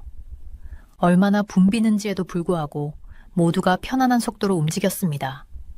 길이 좁아지면 사람들은 자연스럽게 속도를 늦추고 순서를 지켰었어요. 저는 도시를 내려다보는 전망대에서 멈췄었습니다. 서울은 완벽하지 않았어요. 여전히 자전거 타기가 안전하지 않게 느껴지는 곳들이 있었습니다. 여전히 서로 다른 도로 이용자들 사이에 갈등이 있었어요. 하지만 베이징에서는 작동하지 않았던 근본적인 무언가가 여기서는 작동하고 있었습니다. 저는 집으로 돌아가 연구를 정리할 준비를 하면서 이것이 다른 도시들에게 무엇을 의미하는지 계속 생각했었어요. 서울의 시민의식이 다른 곳에서도 장려될 수 있을까요? 아니면 그것이 한국 문화와 너무 밀접하게 연결되어 있어서 다른 곳으로 전파될 수 없을까요? 저는 시민의식이 어디에서나 발전될 수 있다고 믿었지만 그것은 빠르거나 쉽게 일어나지 않을 것이었어요. 그것은 어린 시절부터 시작하는 교육이 필요할 것입니다. 지역사회 지도자들이 좋은 본보기를 보여줄 필요가 있을 거예요. 그것은 배려하지 않는 행동이 받아들여지지 않는 사회적 기대를 만드는 것을 의미할 것이었습니다. 제 전화기가 베이징 연락처로부터 온 메시지로 울렸어요. 그는 그의 사무실 근처에 건설 중인 새 자전거 도로의 사진을 보냈습니다. 문제 해결. 그의 메시지는 웃는 이모티콘과 함께 물었어요. 그는 저처럼 도로만으로는 아무것도 해결되지 않을 것임을 알고 있었습니다. 도시 자전거의 미래는 단지 더 많은 도로를 건설하는 것이 아니에요. 라고 저는 결론에 적었었죠. 그것은 공공공간을 공유하는 사람들 사이에 더 나은 관계를 구축하는 것입니다. 가장 중요한 인프라는 눈에 보이지 않을 수 있어요. 우리가 도시를 통과할 때 서로에게 어떻게 행동해야 하는지에 대한 공유된 이해. 이러한 통찰력은 앞으로 제가 일하는 방식을 바꿀 것이었습니다. 저는 여전히 좋은 물리적 디자인을 지지할 것이에요. 안전한 자전거 도로는 중요합니다. 교통 진정 조치는 도움이 됩니다. 하지만 저는 또한 교통계획의 문화적 측면을 강조할 것이었어요. 왜냐하면 자전거 도로는 사람들이 그것이 나타내는 것을 존중할 때만 작동하기 때문입니다. 우리가 함께 세상을 통과하는 방법에 대한 공유된 합의. 제 이름은 블랙웰입니다. 저는 국가들이 어떻게 자신을 보호하는지, 특히 아시아에서 어떻게 하는지 연구합니다. 이 일을 20년 동안 해왔어요. 워싱턴에서 추운 아침이었습니다. 모든 것이 바뀌었던 날이었어요. 제 책상 위에 전화가 울렸어요. 그것은 특별한 전화였습니다. 중요한 일이 있을 때만 울리는 전화였어요. 여보세요? 저는 차가운 사무실에서 숨을 내쉬며 작은 구름이 생기는 것을 보며 대답했어요. 블랙웰, 나야. 제가 잘 아는 목소리였어요. 펜타곤에 있는 제 친구가 비밀 정보를 가지고 전화를 했었어요. 에너지부가 한국을 민감 국가로 부르는 것을 고려하고 있어. 저는 의자에서 바로 앉았어요. 이것은 큰 뉴스였습니다. 에너지부는 미국에서 핵 관련 일을 다룹니다. 한국을 민감하다고 부르는 것은 우리의 가장 좋은 칩 중 하나와의 일하는 방식을 바꿀 거예요. 그들이 확실한가요? 저는 메모를 하기 위해 펜을 집어들며 물었어요. 꽤 확실해. 다음 달 15일에 공식적으로 발표할 계획이야. 전화를 끊은 후 저는 3월 바람에 흔들리는 나무들을 창문 밖으로 바라보고 있었어요. 저는 한국이 점점 더 강해지는 것을 수년간 지켜봤었습니다. 그들은 예전에는 우리의 보호가 필요했어요. 이제는 그들이 다른 나라들을 보호하는 것을 돕고 있죠. 하지만 이 새로운 라벨은 그들을 인도나 파키스탄과 같이 복잡한 핵 역사를 가진 국가들과 같은 그룹에 넣을 거예요. 만약 이런 일이 일어난다면 한국 과학자들은 미국 과학자들과 함께 일하는 것이 훨씬 더 어려워질 거예요. 새로운 컴퓨터 기술과 에너지에 관한 우리의 모든 협력 작업이 훨씬 더 어려워질 거예요. 수년간의 협력이 무너질 수도 있었어요. 저는 한국 신문들이 민감 국가와 에너지부와 같은 단어들을 점점 더 많이 사용하는 것을 알아챘어요. 이것들은 단지 지루한 정부 단어들이 아니었습니다. 그것들은 국가들 사이의 새로운 종류의 싸움에서 무기와 같았어요. 총이 아니라 규칙과 정책으로 싸우는 거죠. 저는 핵 정책을 정말로 이해하는 사람과 이야기할 필요가 있었어요. 저는 제 친구 이충은 박사에게 전화를 했었습니다. 무슨 일이 일어나고 있다고 생각하세요? 그가 전화를 받았을 때 물었어요. 한국에서 점점 더 많은 사람들이 핵무기를 갖는 것에 대해 이야기하고 있어요. 그는 간단히 말했어요. 그의 목소리는 피곤해 보였어요. 그것은 정확히 미국이 걱정하고 있는 것이었습니다. 이것은 단지 서류 작업을 바꾸는 것이 아니었어요. 미국은 이미 너무 많은 문제가 있는 지역에서 더 많은 국가들이 핵무기를 갖는 것을 막으려고 하고 있었어요. 한국 정치인들, 특히 윤석열 대통령은 미국을 걱정시키는 말들을 하고 있었어요. 그들은 한국이 필요하다면 한 년 안에 핵무기를 만들 수 있다고 제안했어요. 이런 종류의 대화는 한국의 특정 정치 그룹들 사이에서 점점 더 인기를 얻고 있었어요. 제 위치에서 저는 실제로 무슨 일이 일어나고 있는지 볼 수 있었습니다. 미국은 한국에 메시지를 보내고 있었어요. 한국은 이미 잠재적으로 무기용 물질을 만들 수 있는 발전소를 가지고 있었어요. 그들은 기술을 가지고 있었죠. 그들은 심지어 핵무기에 관한 규칙을 밀어붙이는 핵력을 사용하는 특별한 잠수함을 만드는 것을 검토했었어요. 이런 일은 전에 없었어요. 저는 비상회의가 있을 때 동료들에게 말했어요. 한국은 우리의 동맹국이기 때문에 항상 비민감 국가로 취급되었어요. 이 새로운 라벨은 단지 서류 작업의 변화가 아니었습니다. 그것은 경고 신호였어요. 더 깊이 들여다보니 저는 또 다른 문제를 발견했어요. 한국 전력 회사들은 누가 특정 아이디어와 기술을 소유하는지에 대해 미국 회사들과 논쟁을 벌이고 있었어요. 1월에 그들의 싸움을 해결했음에도 불구하고 미국인들은 여전히 한국이 우리의 기술을 사용하여 자신들의 제품을 다른 나라에 판매할 수 있다고 생각하고 있었어요. 가장 걱정스러운 부분은 아무도 한국에게 이 변화가 일어날 수 있다고 말하지 않았다는 것이었습니다. 제 한국 친구들은 그들의 정부가 이에 대한 공식적인 메시지를 받지 못했다고 확인해 주었어요. 수십 년 동안 우리의 우정을 강하게 만들었던 첨단 기술에 대한 협력은 그들과 먼저 이야기하지 않고 의문시되고 있었어요. 한국 외교부는 완전히 놀랐고 미국이 계획을 진행하는 동안 여전히 관련 부서와 세부 사항을 확인하고 있었습니다. 저는 의자에 기대어 앉아 이 모든 것이 무엇을 의미하는지 생각하고 있었어요. 방위 정책을 20년 동안 연구한 결과 이와 같은 작은 변화들이 종종 국가들이 함께 일하는 방식에 큰 변화를 가져온다는 것을 배웠습니다. 미국과 한국 사이에서 중요한 일이 일어나고 있었어요. 대부분의 사람들이 이미 완료될 때까지 알아차리지 못할 조용한 변화였습니다. 그날 밤, 저는 워싱턴의 어두운 거리를 운전하며 집으로 돌아가면서 다음에 무슨 일이 일어날지 계속 생각하고 있었어요. 한국은 어떻게 반응할까요? 그들은 이 새로운 라벨을 받아들일까요?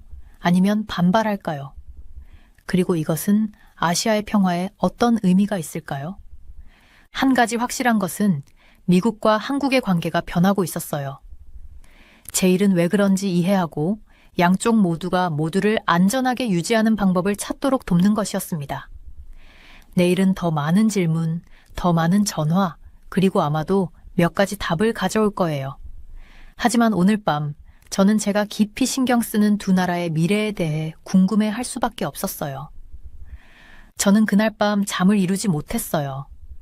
한 가지 질문이 제 머릿속에서 계속 맴돌았거든요. 왜 지금일까요? 왜 미국이 갑자기 한국에 대해 걱정하기 시작했을까요? 몇 주 동안 저는 한국 정치인들이 핵무기에 대해 이야기하는 것을 들었었습니다. 윤석열 대통령은 심지어 필요하다면 한국이 1년 안에 핵무기를 만들 수 있다고 말했었죠. 이건 그냥 말이 아니었어요. 이것들은 전 세계를 바꿀 수 있는 심각한 아이디어였습니다. 그들은 그것을 멋진 말로 핵무장 담론이라고 불렀어요. 한국어로는 핵무장론이라고 합니다. 저는 이 주제를 20년 동안 연구했었고 이것이 큰 문제라는 것을 알았었죠. 다음 날 아침 저는 동료들과 긴급 회의를 소집했어요. 우리는 사무실의 큰 테이블 주위에 모였고 모두의 앞에는 김이 모락모락 나는 커피잔이 놓여 있었습니다. 이건 우리가 전에 본 적 없는 일이에요. 저는 테이블을 펜으로 두드리며 그들에게 말했어요. 한국은 항상 우리의 친구, 우리의 동맹이었어요. 우리는 그들을 신뢰하기 때문에 항상 비민감 국가라고 불렀었죠. 모두가 걱정스러워 보였어요. 당연했습니다. 저는 미국이 한국에 메시지를 보내고 있다고 설명했어요. 그것은 종이에 쓰여 있지 않았지만 분명했습니다. 핵무기를 만드는 것에 대해 생각하지 마세요. 저는 이 상황을 더 심각하게 만드는 몇 가지 사실들을 알고 있었어요. 한국에는 월성 원자력 발전소라는 곳이 있습니다. 이 발전소는 누군가 원한다면 핵무기용 물질을 만들 수 있는 중수로라는 것을 사용했었어요. 한국은 이미 기술과 지식을 가지고 있었습니다. 그들은 할 수 있었어요. 우리의 공동 프로젝트는 어떻게 되나요? 사라가 물었어요. 그녀는 제 새로운 동료 중 한 명이었습니다. 이 일이 우리의 모든 공동 프로젝트에 해를 끼치지 않을까요? 정확해요. 저는 고개를 끄덕였어요. 그것이 이 일을 더 불안하게 만드는 이유죠. 저는 두 개의 큰 한국 회사들, 한국수력원자력과 한국전력공사, 이 웨스팅하우스라는 미국 회사와 다툼이 있었다는 것을 알게 되었어요. 그들은 누가 특정 아이디어와 기술을 소유하는지에 대해 논쟁했었죠. 그들은 1월에 논쟁을 해결했지만 많은 미국인들은 여전히 한국이 우리의 기술을 가져가서 다른 나라에 팔기 위해 자신들의 것을 만든다고 느꼈었습니다. 저를 가장 괴롭게 한 것은 아무도 한국에게 미국의 계획에 대해 알려주지 않았다는 점이었어요.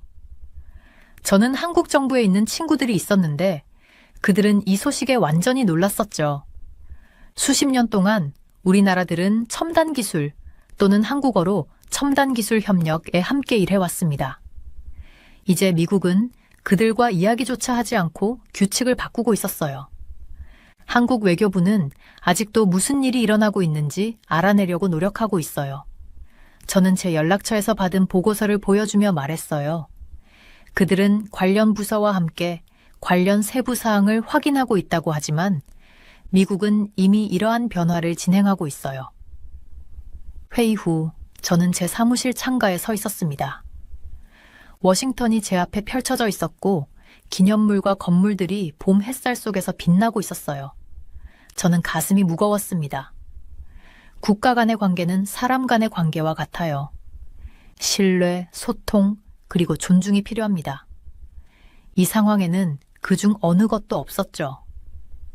저는 전화기를 집어들어 한국의 핵정책 전문가인 이청은 박사에게 전화를 걸었습니다. 테디어스, 그가 피곤한 목소리로 대답했어요. 시차 때문에 서울은 매우 늦은 시간이었습니다. 당신의 전화를 기다리고 있었어요. 얼마나 심각한가요? 저는 물었어요. 여기서는 핵무기에 대한 이야기가 커지고 있어요. 그가 말했어요. 사람들은 북한과 중국에 대해 두려워하고 있어요. 그들은 미국이 영원히 우리를 보호하지 않을 수도 있다고 생각하기 시작했죠. 우리가 전화를 끊은 후 저는 제 일기장에 메모를 했어요. 이것은 단지 규칙과 규정에 관한 것이 아니었습니다. 이것은 두려움, 신뢰, 그리고 세계의 위험한 지역에서의 평화의 미래에 관한 것이었어요. 저는 제가 이 일을 처음 시작했을 때 제 멘토가 말했던 것을 기억합니다. 핵무기는 세상을 흔들 수 있는 속삭임과 같아요. 그 속삭임은 점점 더 커지고 있었고 저는 그것이 외침이 될 때 무슨 일이 일어날지 걱정했었습니다. 그날 밤 저는 제 상사들에게 긴급 보고서를 작성했어요. 저는 미국이 너무 강하게 밀어붙인다면 한국은 자신들이 핵무기가 필요하다고 더 느낄 수 있다고 설명했습니다. 때로는 무언가를 막으려는 시도가 실제로 그것을 더 빨리 일어나게 할 수 있어요. 창밖으로 해가 지면서 저는 너무 늦기 전에 누군가가 귀 기울여 들을지 궁금했어요. 핵에 관한 속삭임이 커지고 있었고 저는 그것을 분명히 들을 수 있었습니다. 저는 다른 모든 사람들도 그렇기를 바랐어요. 저는 미국과 한국 사이의 모든 변화를 지켜보면서 동시에 다른 중요한 일이 일어나고 있다는 것을 알았어요. 유럽 국가들이 갑자기 한국의 무기와 방위 시스템에 많은 관심을 보였었습니다. 이것은 단순한 우연이 아니었어요. 유럽 국가들이 미국을 더 이상 확실히 신뢰할 수 없어서 새로운 파트너를 찾고 있었던 거였죠. 저는 제 책상에 앉아 눈앞에 있는 보고서를 보고 있었어요. 폴란드는 2022년에 한국과 1240억 달러 규모의 계약을 체결했었습니다. 이것은 단지 돈에 관한 것만이 아니었어요. 큰 변화의 신호였습니다. 저는 나토 국가들이 군사 장비를 어떻게 구매하는지 여러 해 동안 연구해 왔었는데 이것은 완전히 새로운 것이었어요. 유럽 국가들은 거의 항상 미국, 독일 또는 프랑스에서 무기를 구입했었습니다. 폴란드가 대신 한국을 선택한 것은 엄청난 변화였어요. 트럼프 대통령은 유럽 국가들이 안보에 있어 공짜 승차를 하고 있다고 말했었어요. 그는 심지어 그들이 돈을 내지 않으면 나토 국가들을 방어하지 않을 것이라고 위협했었죠. 이로 인해 유럽 국가들은 불안해졌고 한국 기업들이 유럽에 무기를 판매할 수 있는 완벽한 기회가 만들어졌어요. 저는 실제로 몇 년 전 제 보고서에서 이러한 가능성에 대해 썼었지만 그것이 실제로 일어나는 것을 보는 것은 여전히 놀라웠습니다. 폴란드 계약의 숫자는 인상적이었어요. 그들은 48대의 FA-50 경전투기, 180대의 K2 전차, 210대의 K9 자주포 이것들은 매우 멀리 포탄을 발사할 수 있는 탱크 같은 것이에요. 그리고 28대의 천무다연장 로켓 발사기를 구매했었죠. 폴란드는 단지 몇 가지를 시험 삼아 구매한 것이 아니었어요. 그들은 한국 장비로 그들의 전체 군대를 재건하고 있었습니다. 저를 가장 놀라게 한 것은 모든 일이 얼마나 빨리 진행되었는지였어요. 보통 국가들이 군사 장비를 구매할 때는 어떤 것을 받기까지 5년에서 10년이 걸립니다. 하지만 한국 기업들은 계약 체결 후 단 2달 만에 첫 K9 자주포와 K2 전차를 폴란드에 인도했었어요. 이것은 단지 비즈니스에서 효율적인 것에 관한 것이 아니었어요. 세계가 더 위험하고 불확실해질 때 한국이 신뢰할 수 있는 파트너라는 것을 유럽인들에게 보여주는 것이었습니다. 저는 또한 한국 무기에 대한 소문이 유럽에서 어떻게 퍼지고 있는지도 흥미롭게 생각했어요. 루마니아는 폴란드 군인들이 합동군사훈련 중에 얼마나 좋은지 알려줬기 때문에 K9 자주포 구매에 관심을 갖게 되었었죠. 이미 한국에서 무기를 구매한 경험이 있는 노르웨이는 루마니아 관리들에게 K9 시스템이 얼마나 좋은지 적극적으로 말하고 있었습니다.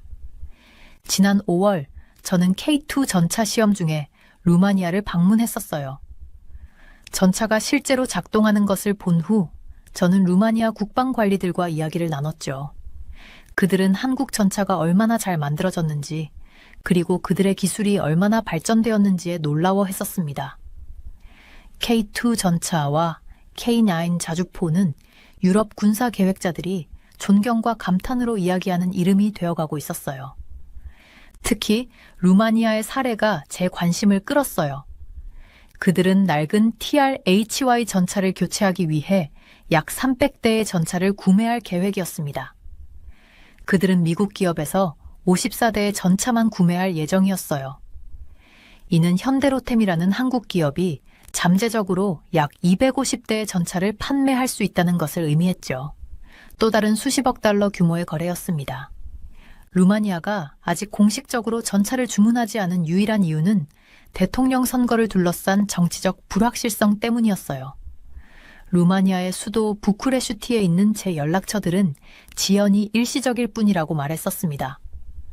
그들은 선거 기간 동안 큰 구매 결정을 내릴 수 없었을 뿐이었죠. 한국과 유럽 사이의 방위 협력은 글로벌 무기 시장을 근본적으로 변화시키고 있었어요. 프랑스, 독일, 영국의 전통적인 유럽 제조업체들은 한국 기업들이 자신들이 보호된 시장이라고 생각했던 곳을 차지하는 것에 대해 걱정하고 있었습니다. 제가 이 모든 정보를 모으고 큰 그림을 볼 때 저는 한국이 글로벌 안보에서 주요 플레이어가 되고 있다는 것을 알 수 있었어요. 미국이 한국의 핵 야망에 더 의심스러워지는 동시에 유럽 국가들은 고품질의 저렴한 무기 시스템을 위해 한국으로 눈을 돌리고 있었습니다. 한국은 또한 무기를 판매하는 방법에 있어서도 현명했어요. 그들은 장비를 구매한 국가에 공장을 건설하여 현지 일자리를 창출하고 이러한 관계가 오랫동안 지속되도록 하고 있었습니다. 이것은 전통적인 군사동맹을 넘어섰어요. 한국은 이러한 유럽 경제와 깊이 연결되고 있었죠. 저는 이것이 단지 시작일 뿐이라고 생각해요. 한국은 외교적 힘을 얻기 위해 기술적 기술을 사용하는 방법을 찾았습니다. 그들은 중간 규모의 국가가 어떻게 보호가 필요한 국가에서 다른 이들에게 보호를 제공하는 국가로 변할 수 있는지를 보여주었어요. 그리고 그렇게 함으로써 그들은 세계에서의 위치를 바꾸었습니다. 한국이 유럽에 무기를 판매하는 가장 놀라운 점은 소문이 얼마나 빨리 퍼졌는지였어요. 마치 학교에서 아이들이 멋진 새 장난감에 대해 서로 이야기하는 것처럼요. 곧 모든 아이가 그것을 갖고 싶어 하죠. 유럽에서 한국 무기도 정확히 그런 일이 일어났었습니다. 저는 작년 5월 루마니아 방문을 여전히 기억해요. 루마니아 군인들이 K2 전차를 시험하는 동안 햇빛은 밝고 뜨거웠었죠.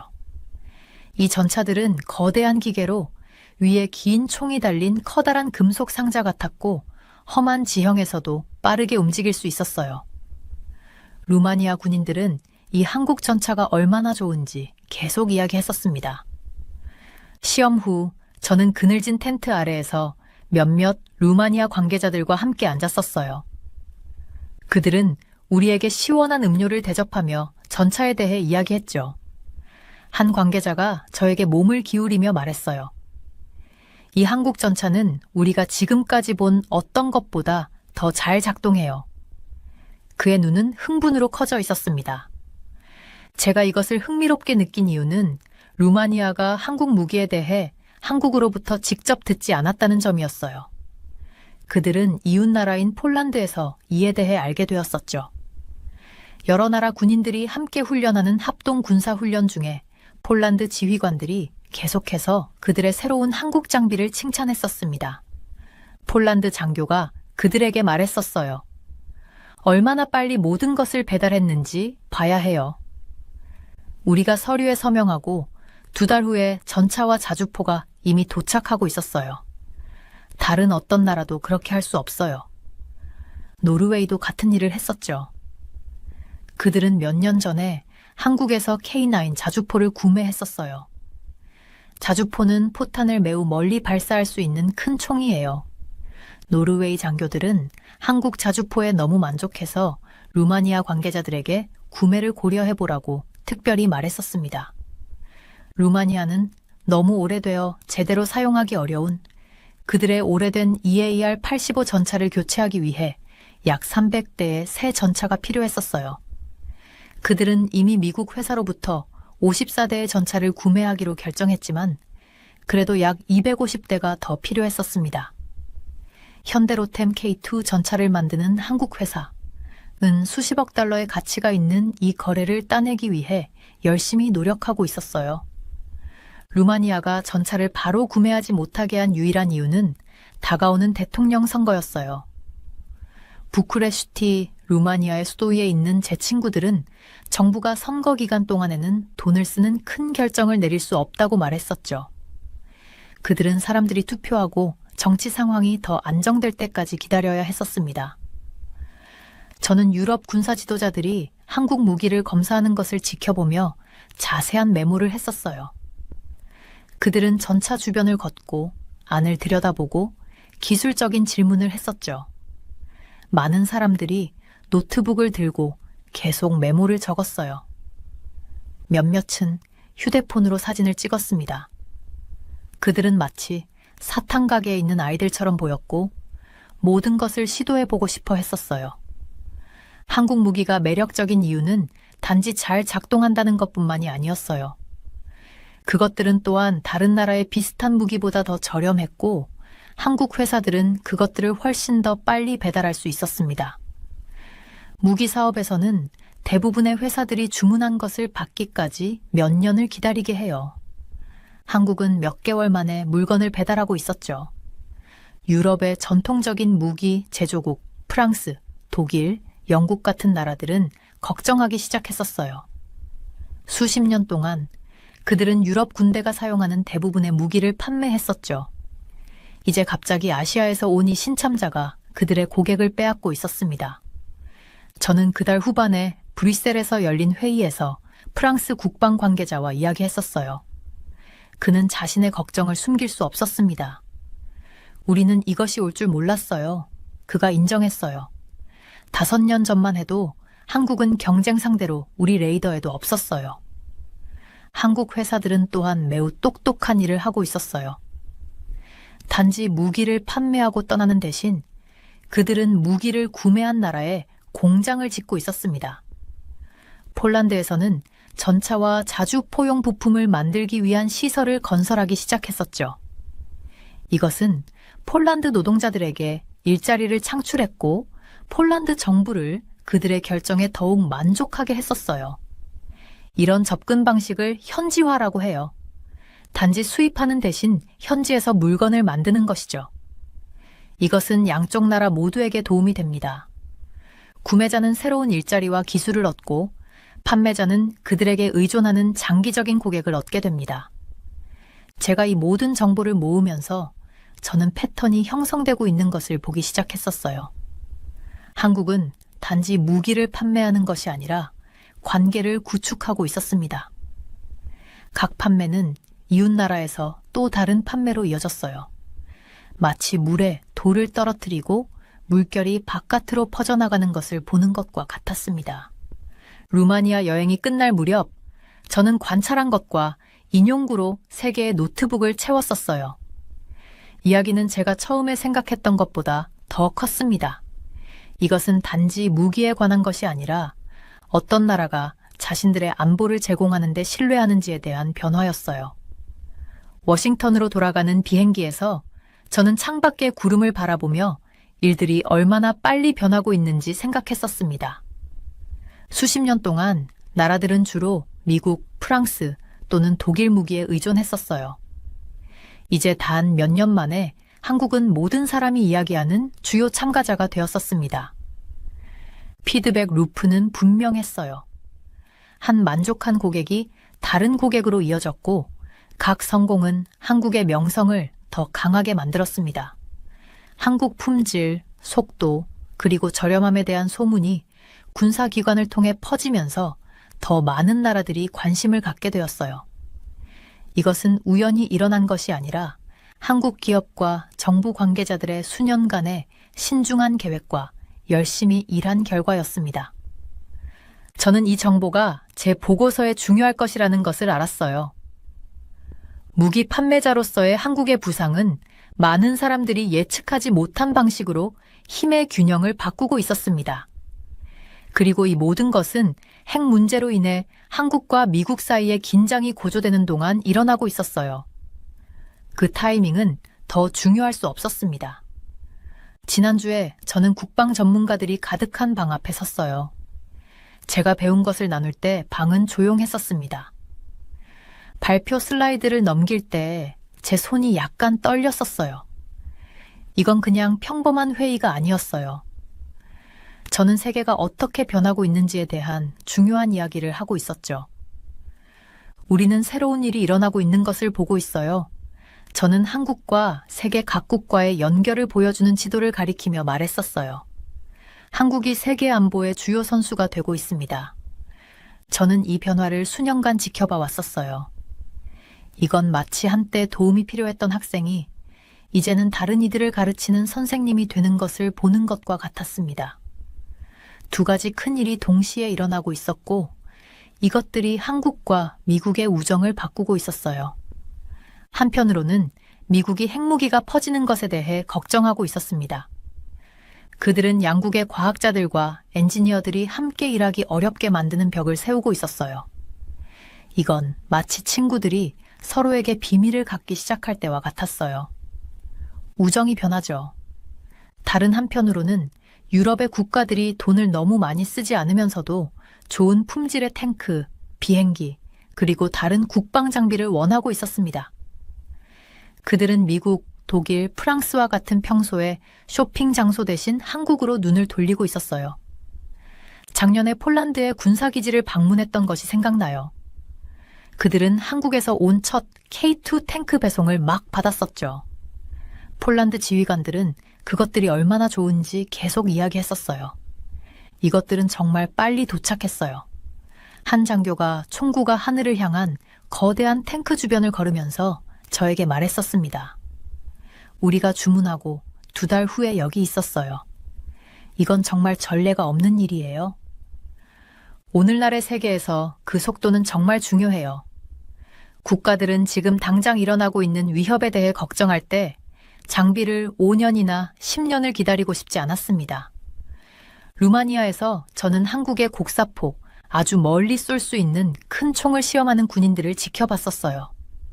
매 발사마다 제 발밑의 땅이 흔들렸고 루마니아 장군들이 승인하듯 고개를 끄덕이는 것을 볼 수 있었습니다.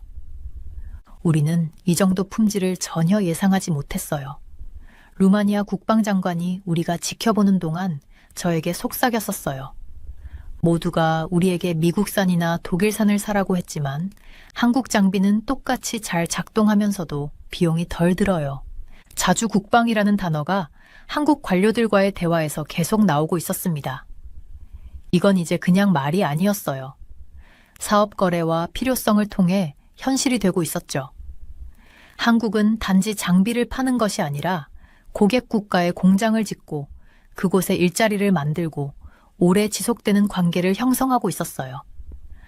저는 이제 미래를 꽤 분명하게 볼 수 있었습니다. 5년 안에 한국은 세계에서 국방 장비를 파는 상위 3개국 중 하나가 될 거예요. 미국과 유럽 국가들이 이 시장을 지배했던 일반적인 패턴이 끝나고 있었습니다. 재미있는 것은 한국을 민감 국가로 분류함으로써 통제하려는 미국의 시도가 실제로는 역효과를 낼 수도 있다는 거예요. 이것은 한국이 더 독립적이 되도록 밀어붙일 수 있는데 이는 정확히 미국이 막으려고 하는 것이었습니다. 여기에는 강대국 사이에 끼인 중간 크기 국가들을 위한 교훈이 있었어요. 훌륭한 기술을 개발하고 전략에 인내심을 갖는 것을 통해 국가들은 보호가 필요한 상태에서 다른 이들에게 보호를 제공하는 상태로 변할 수 있었죠. 이것은 세계에서의 그들의 위치를 완전히 바꿉니다. 저는 이런 패턴들을 20년 동안 분석해 왔었고 한국이 우리에게 새로운 길을 보여준다고 확신했어요.